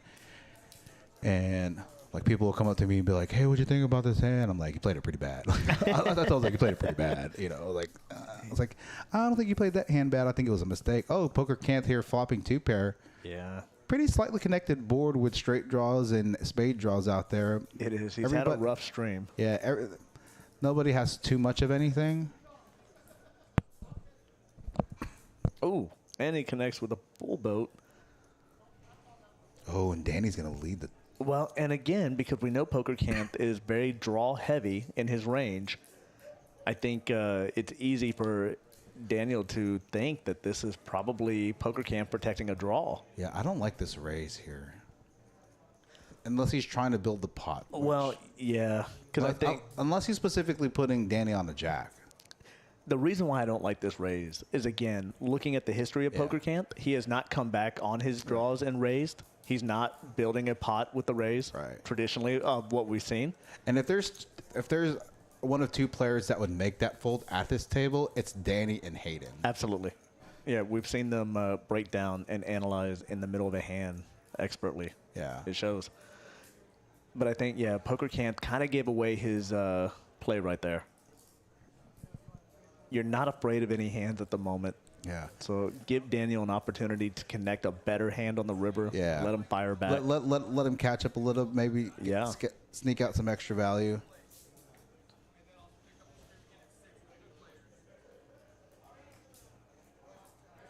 Oh, well, here we go. So we've seen this before. MJ having the ace-jack. This is what happened last time when Poker Camp had a pocket pair and Jake wasn't at the table yet, but there was another player that had a pocket pair. So Jake raising to 20 under the gun +1. Pretty standard open with a pocket pair there. I can't help myself. I'm compelled to, every time I think Jake or see Jake, I want to add the rest of it from State Farm. Right. Such a cheesy joke, but that's all I hear every time we say Jake. Now, here's the thing about ace-jack and ace-jack. See, this is why I like, this is a high-level play by Danny here. A lot of players at lower stakes call with just ace-jack. Flat, just flatting and open. Danny knows that a hand like ace-jack offsuit doesn't function very well. It's a hand that's really overrated. It's dominated a lot. Dominated a lot of times. So a lot of times you see these higher-level players using ace-jack offsuit and letting that hand function as a three bet pre-flop. Captain Under Pairs, thank you for staying with us for this stream. So we'll see you at 6 o'clock for the next one. Once again, if you just caught up to us, we are going to end this stream here shortly at 5 o'clock, 15 more minutes, and then come back at 6 o'clock for the 2-5 VPIP stream. So that's going to be a lot of fun. And then we're going to play that stream through and then we will come back to the final table of the 3 o'clock tournament today. Ooh, look at this turn. So there's a lot of stream ahead. Oh, wow. Jake's definitely going to peel one off here. Well, and now, so because of Jake's kind of showings early on, Yeah. I think it helps him get a little bit more action Yeah, because it's a 4 diamond board. Oh, it's an 8. Oh, so now it's pure poker. Yeah, Let's see who can do what. You see, Poker can't. I think if Poker Cat again takes the betting lead here, he took over the. Oh, and just checks back. So Jake's, Chop pot. Yeah, Jake. Does he just surrender at this point? That's chop pot. Yeah. There it is. I think if Poker Cat He could have taken barreled again there on the river, I think it's going to get Poker Cat to fold. Yeah. I mean, if Poker Cat bets you're- yeah. So with that being said, again, viewers, I know there's some viewers that jumped in late in the chat. We have been streaming now for about 3 hours. This is part 1 of our Saturday stream. Again, an impromptu 2-5 match to stack stream. We will be taking a slight break because literally it's Eric that's running the action tracker by himself. And then Matt's been so kind to jump with me in the booth. He's going to have to work a little bit after this. I'll probably be in the booth myself unless somebody wants to come in. Right. If we can find another person to come in for a bit, then we'll do that. And if not, then once I get a few things done, I'm either going to do one of two things. I'm going to bring in my laptop. Yeah. Or I'll join you a little bit later into the VPIP stream. Yeah. And so trying to give us here a break for this extended overtime, quote unquote, live stream, Saturday live stream here at Poker House. So in another hour, a little over an hour or so, we will be streaming again. That the stakes of that game are going to be slightly different from this game. This game is just a 2-5 match the stack game here at Poker House. The new game is going to be a 2-5 match the stack VPIP game. And again, I'm not sure how they're going to do the qualifier for the VPIP, if it's going to be the certain number of players that are lowest. Again, it depends on the feeder table, right, how many players we have at that feeder table. If it's going to be the bottom 2 players or if anybody below X amount of percent. So I guess we're going to evaluate in the next Well, we'll know in the minutes. next hour, yeah. Once we get those details and we come back on the stream, we'll know exactly what the changes are going to be. And again, this is an experiment that we've been tweaking as we go. There's an evolution to the VPIP thing. It's something that was born here at PhD at Poker House Dallas, and we're going to continue with it. I like that one. I also like the other creation of the tag team tournament with the additional shot clock going off. Interesting hand developing. Darren had kings and raises, and Poker Camp, I think, I didn't check all the action because I was trying to talk about what's going to happen with the new stream starting at 6 o'clock. So I think we're watching Darren play very ABC poker. Yeah. And I would like to believe in this scenario in my head, the Poker Camp, if he had taken a different line, had an opportunity to steal this pot. I think he could have raised him on the turn. I think he could have probably fired out a significant bet on the river. Right. And pulled this pot away just because we haven't seen a lot of additional aggression out of Darren. And here's the thing. I think a player like Poker Camp is very difficult to play with. He's not doing well in the stream, specifically not catching significant cards or going up against better holdings. A player like Poker Camp is tough to play against because his range is uncapped. That's right. And so when you play against a player whose range is uncapped, it puts you in tough spots, especially if you have good holdings. Again, the other day I made an exploitative fold with the kings. I run through the combinations of hands that beat me, and I don't beat too many hands other than XXX and bluffs. Right. Like there's so many more value hands that beat me in this spot. So like mathematically, I have to fold, and I should have known that based off this player profile, he's leaning more towards bluffing here. Anyway, it's neither here nor there, right? Yeah, but it makes perfect sense. It was a player that played very similarly to Poker Camp. So I kind of, again, a very difficult player to play with because he makes it very difficult for you to play by playing so many hands. He does put you to a decision quite a bit. And playing hands very unorthodox. Right. Oh, yeah. I talk about, I'm trying to learn more game theory in terms of board texture, 3-bet range, bet 70%, 40% of the time on the flop, blah, blah, like stuff like Right. that, right? And so, like, I'm trying to think of that. And I also, I try to put, I try to put people on hands and blah, blah, blah, and things of that nature. And I'm like, this is 1-2. People don't think like I study and whatnot. So, whatever, it is what it is.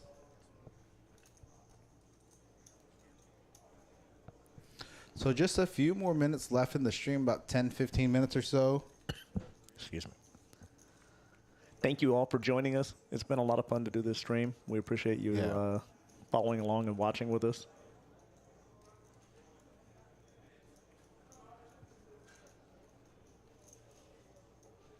Ooh, so here we go.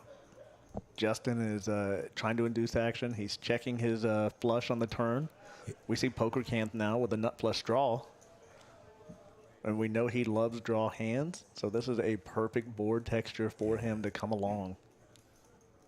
Now let's see if Justin just calls here if he comes back over the top. He doesn't have that great of a flush draw. He doesn't, but I think if you're going to play this, you have to protect it a little bit. Yeah, he just calls. See, and I don't like that call. I don't want him to necessarily raise ridiculous, but I want him to protect the draw just a bit. So I think he's gonna go into check call mode right here. Gonna make a very polarized over betting the pot. Yeah. I like this size bet by Poker Camp, knowing that Justin can't I do have too. the nut flush draw with him having the ace of clubs. Yep. So he making this move with the ace of clubs. He's essentially representing Justin's hand, Right. ironically, with this play. Because he's blocking the nut flush. I really like this bet size. Yeah. We haven't seen Justin play a whole lot of hands. We talked about this earlier. Right. And, in a scenario like this, when you polarize your bet, especially on the river, you either have the nuts Or it's air. or it's air. Yep. So in this specific scenario, Poker Camp knowing that he can't win unless he makes a big bet. Because when you call, you may be targeting queen high flush potentially. Now, having the king out there is not the best thing because it makes it difficult for Justin to potentially make it difficult to call with a queen high flush. Sure. But it's a really polarized bet on the river. I really like it. I do too. I think if he has a hand like jack high flush, I think he calls here. Maybe even 10 high flush, but 9. It depends on where he values that in his calling range. Justin getting put to the test.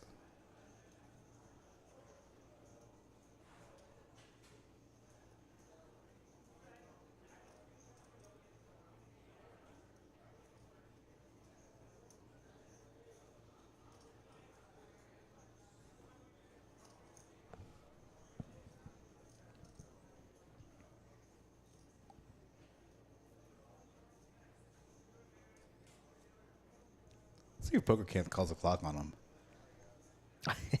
Yeah, and Justin taking his time, apologizing to the table. I can't blame him. It's such a polarized bet size on the river. Oh, and he makes the does call. And he's going to be rewarded with the call.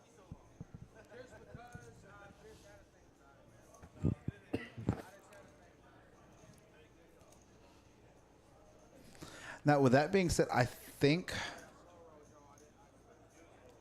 you definitely didn't slow roll. That was a tough spot. You're definitely not slow rolling there when you have a middling flush right there against a polarized bet on the river, especially if you bet turn and over bet pot on the river.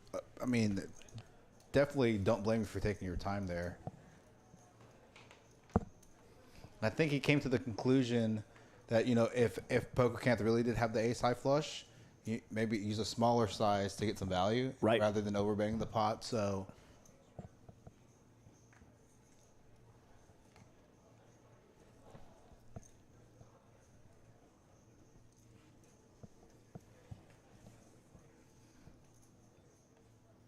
Again, they're playing till 5. We'll be in the booth another 20 minutes after that, or another 15 minutes after that. Wait, yeah. So they're going to play till 5, so we'll be in the booth another 20 minutes. So with this 15-minute delay.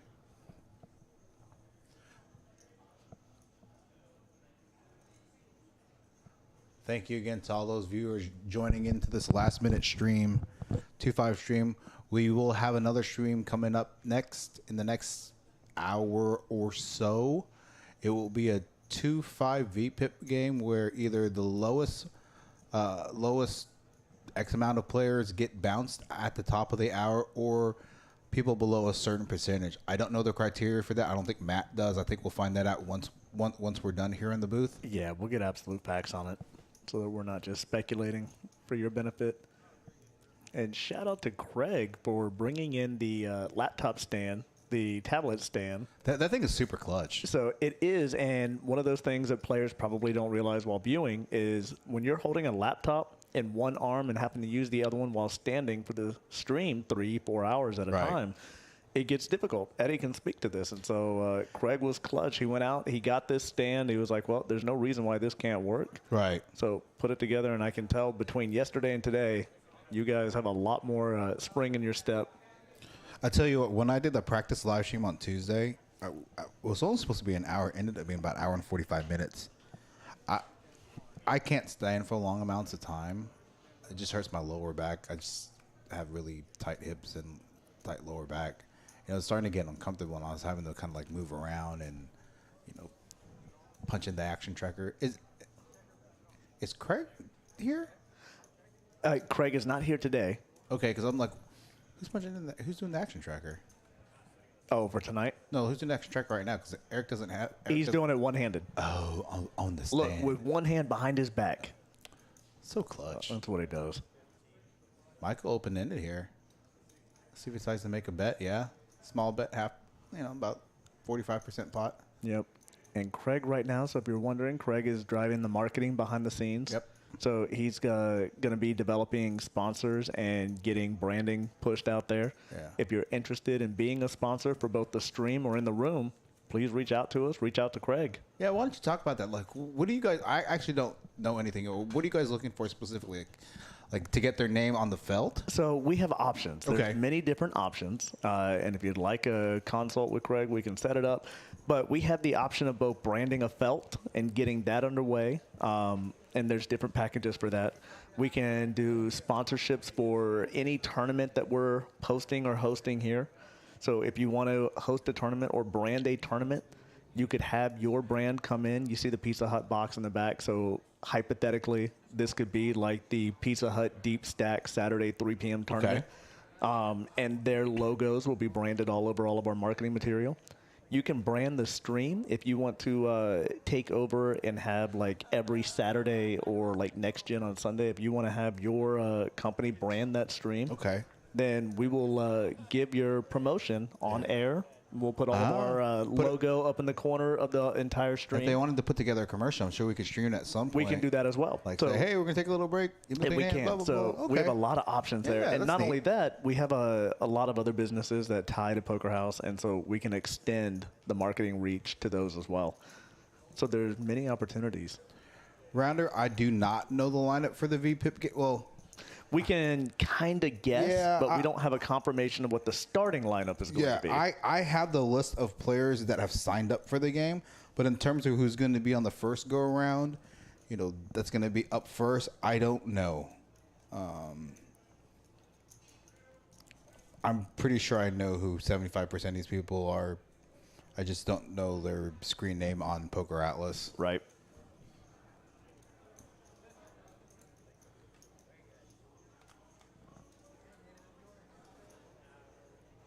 Poker Kent with the highest aggression frequency at 45%. Justin McKell, and the 30 and 25% respectively. I think this kind of matches what we've been saying. Yeah. So there's no surprise here.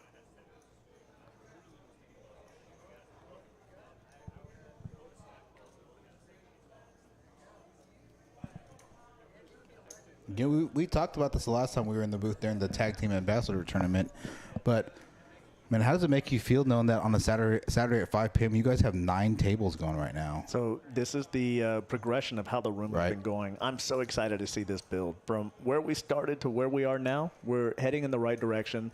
The energy in the room has been building earlier and earlier. So for a Saturday at 5 o'clock, this is great.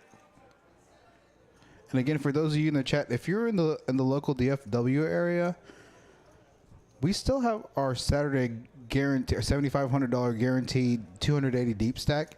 Registration is still open till 7:20. As of right now, the price pool is currently, well, they're going to guarantee the price pool, so because they had 6 starts. So right now the price pool is $7,500, but right now there's about a $3,400 overlay. Yeah, give or But take. again, we still have about. It's not going to stay there. Yeah, it's definitely not going to stay there. Still have about nearly 3 hours of open registration, so Right. come and get you some if you want.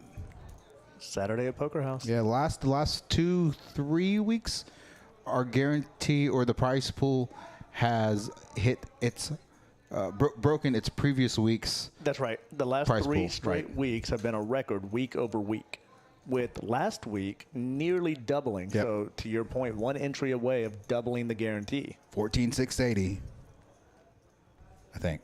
It's either 14,680 or 14,860. Yeah, 14,860 would be 1 player away. 14,680 would be 2 players away, Yeah. but we're close. Yeah. And so, yeah, the week over week increase. And today is, I think, expectedly probably a little bit of a difficult day. So with college ball out there, I know there's Yeah. a lot of watching parties going on. I suspect, though, that here in the next couple of hours, as those games have wrapped up You're and right. the parties have ended, we're going to start seeing an influx of more active play in the room. And then one of the rooms that joined us for the Tag Team Ambassador Tournament on Thursday, Watauga Social, is having, I think today is their last Today, day. and they added a second flight That's right, to today, so to tonight. But, yeah, so their final flights are happening today in their big guarantee tournament. 100K guarantee, give or take. I think it's Yeah. 100K guarantee, correct? I believe that is correct.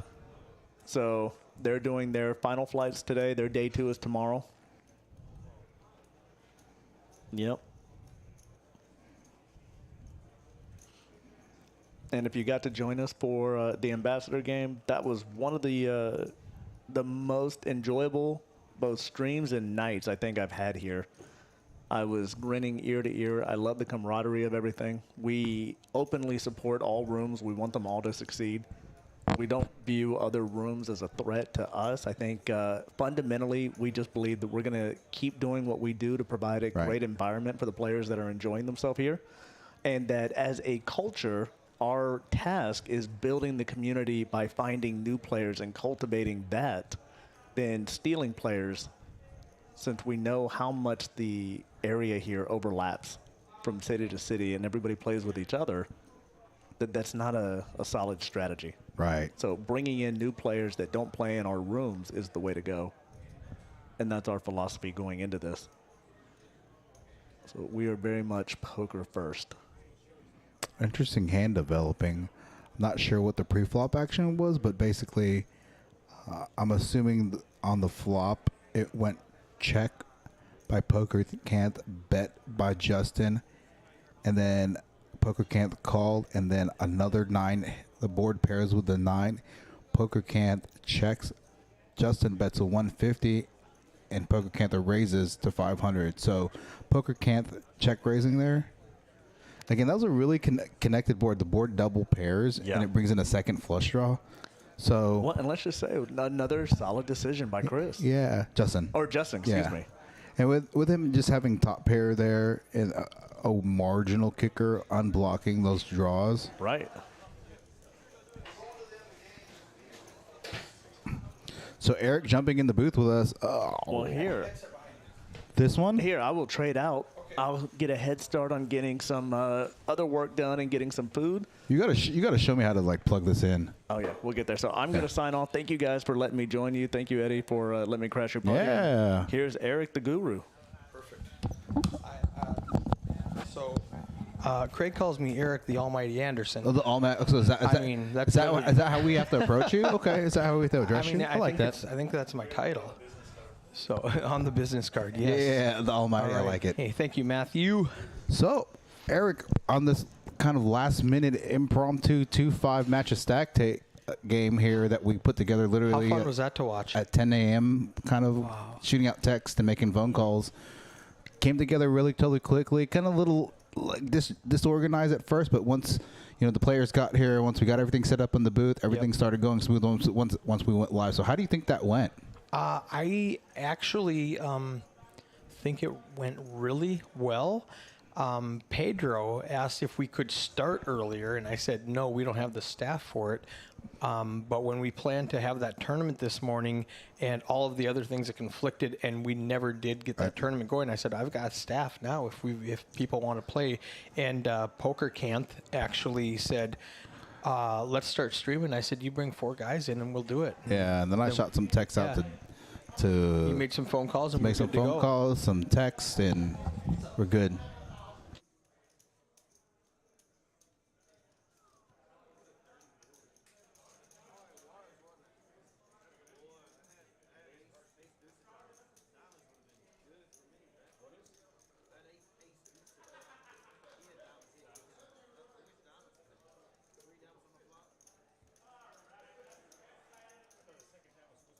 We're on the we are broadcasting on the 15-minute delay right now. Yeah. So with that being said, Eric joining us in the booth. Eric Anderson was running the action tracker on that 2-5 game, and basically what we decided was we're going to run a 2-5 VPIP game, correct?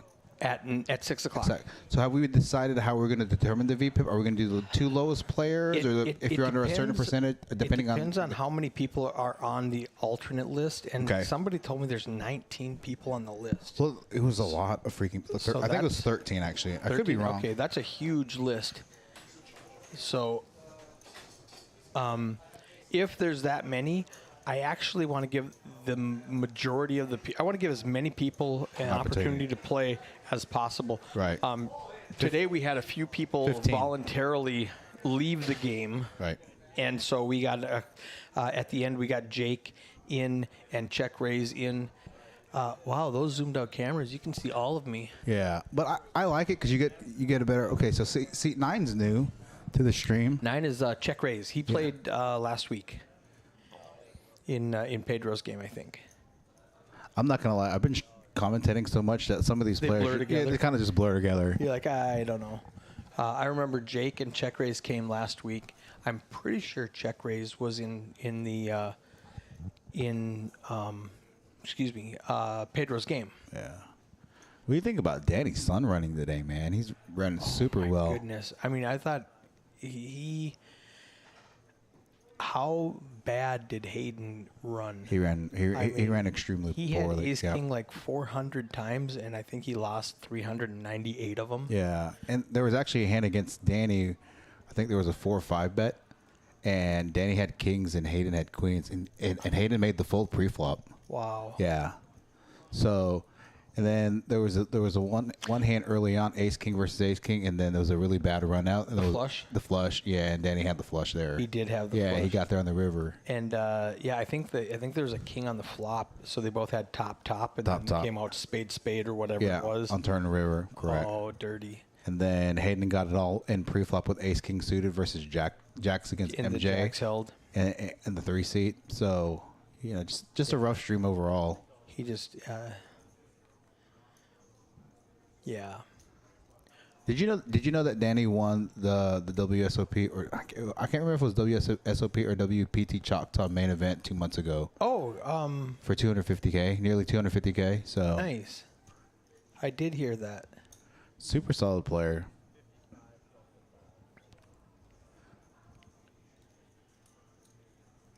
We were not playing the VPIP game, but everybody had a good VPIP. Now, Sai decides to just leave a few minutes early. Is he playing the next stream? Yeah. Okay. He wanted to go take a break for an hour. Yeah. Good call on taking a break. I need to just kind of just chill for decompress. Chill. I'm actually going to try. I got on the list to play for an hour just to get, just 45 minutes. Just to gel your brain. Yeah, well, the thing is, I said a couple of times in the stream, I was like, I just don't get to play as much anymore, which is fine. I don't get to. I probably spend the most time in a poker room who doesn't play. Right. I'm here like 17 hours a day, and I haven't played since, I don't know, probably 3 weeks.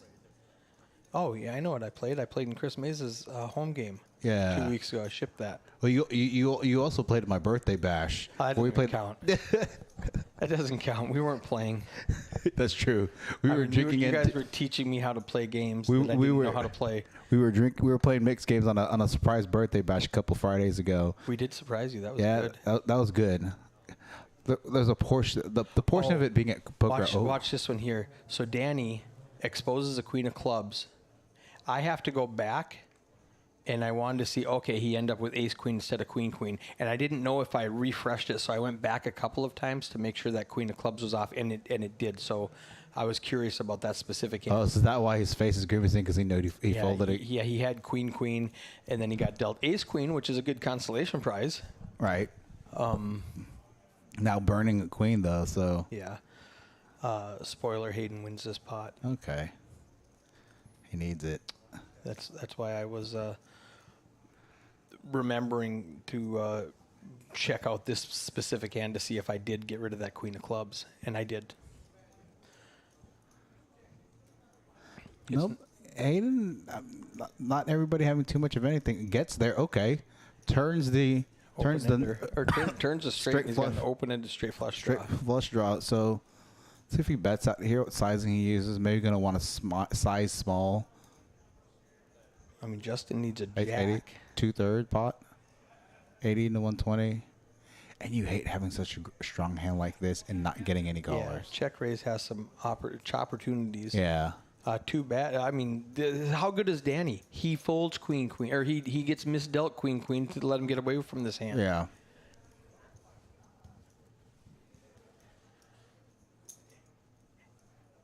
This hand plays out way different if Danny has queen queen right now.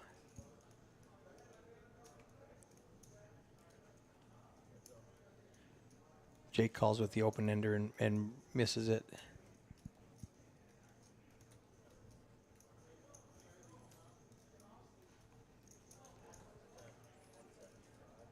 And it's irrelevant because Good sizing. yeah, check raise doesn't have anything, or excuse me, Jake doesn't have anything. Trying to target a hand like ace 10, king 10. Yeah. 10 holding. Yeah. And it's been a tough stream for Hayden.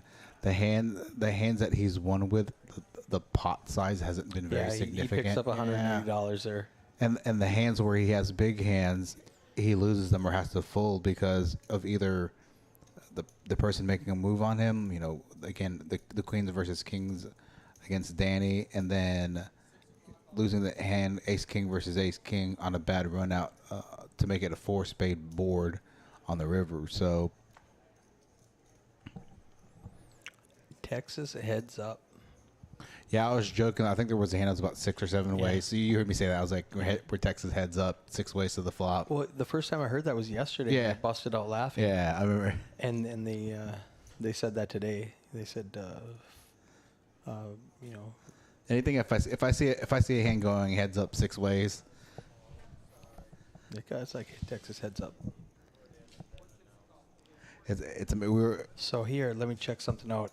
Check raise, or excuse me, Jake throws out a 25 chip, and as it's bouncing, he says raise, and Scott says no, that's one chip's a call. He's like, no, I said it before it hit the filter. He's like, no, that's a call. So that's another one I wanted to see what he actually had if he was trying to raise or whatever. yeah. What a tough flop for Hayden here. Flop's top pair, but there's 3 diamonds out there. Oh wow, Justin just crushes it. Get sneaky. Justin was, as soon as he looked at his cards again and then checked, from behind the dealer, I knew he had a flush. What's that? I said when Justin looked at the way he just perked up, he looked at his cards and perked did he really? up and Yeah, he checked, and I went, he's got a flush. See if you're going to raise or just call and maybe try to hopefully get some players behind a call. He's going to overbet. And Small bet. Small raise. a min click. Yeah. Hayden snap folds. Hayden knows that line. Yeah. We talked about this yesterday about people min clicking. Yep. You're just like, Yep. good God. Why? And that was the last hand. Okay. So Joel comes over to push in, and I said, all right, the stream's done. You guys can continue to play. And they went, the stream's done? We're done. I'm not here to play. I'm here to stream. So they're all going to take a break. 3 of them, I'm going to go ahead and turn off this mic because that doesn't matter anymore. I'm going to go through the stats for us so you can look at everybody's stats. I did have a program to show you a different stat every hand. Yeah. So that you could see all of those instead of waiting 5 hands.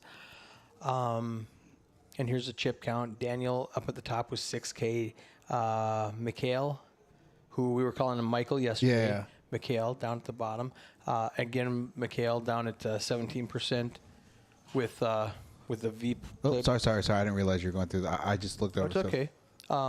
Pre-flop raising, Daniel way up at the top. Aggression frequency, check raise. That's a false stat because he just got there. he just sat down and raised 2 out of his 4 hands. Doesn't surprise me that Poker Canth was up there. Yes. Yeah. Oh, he was active today. He's Can you show VPIP again?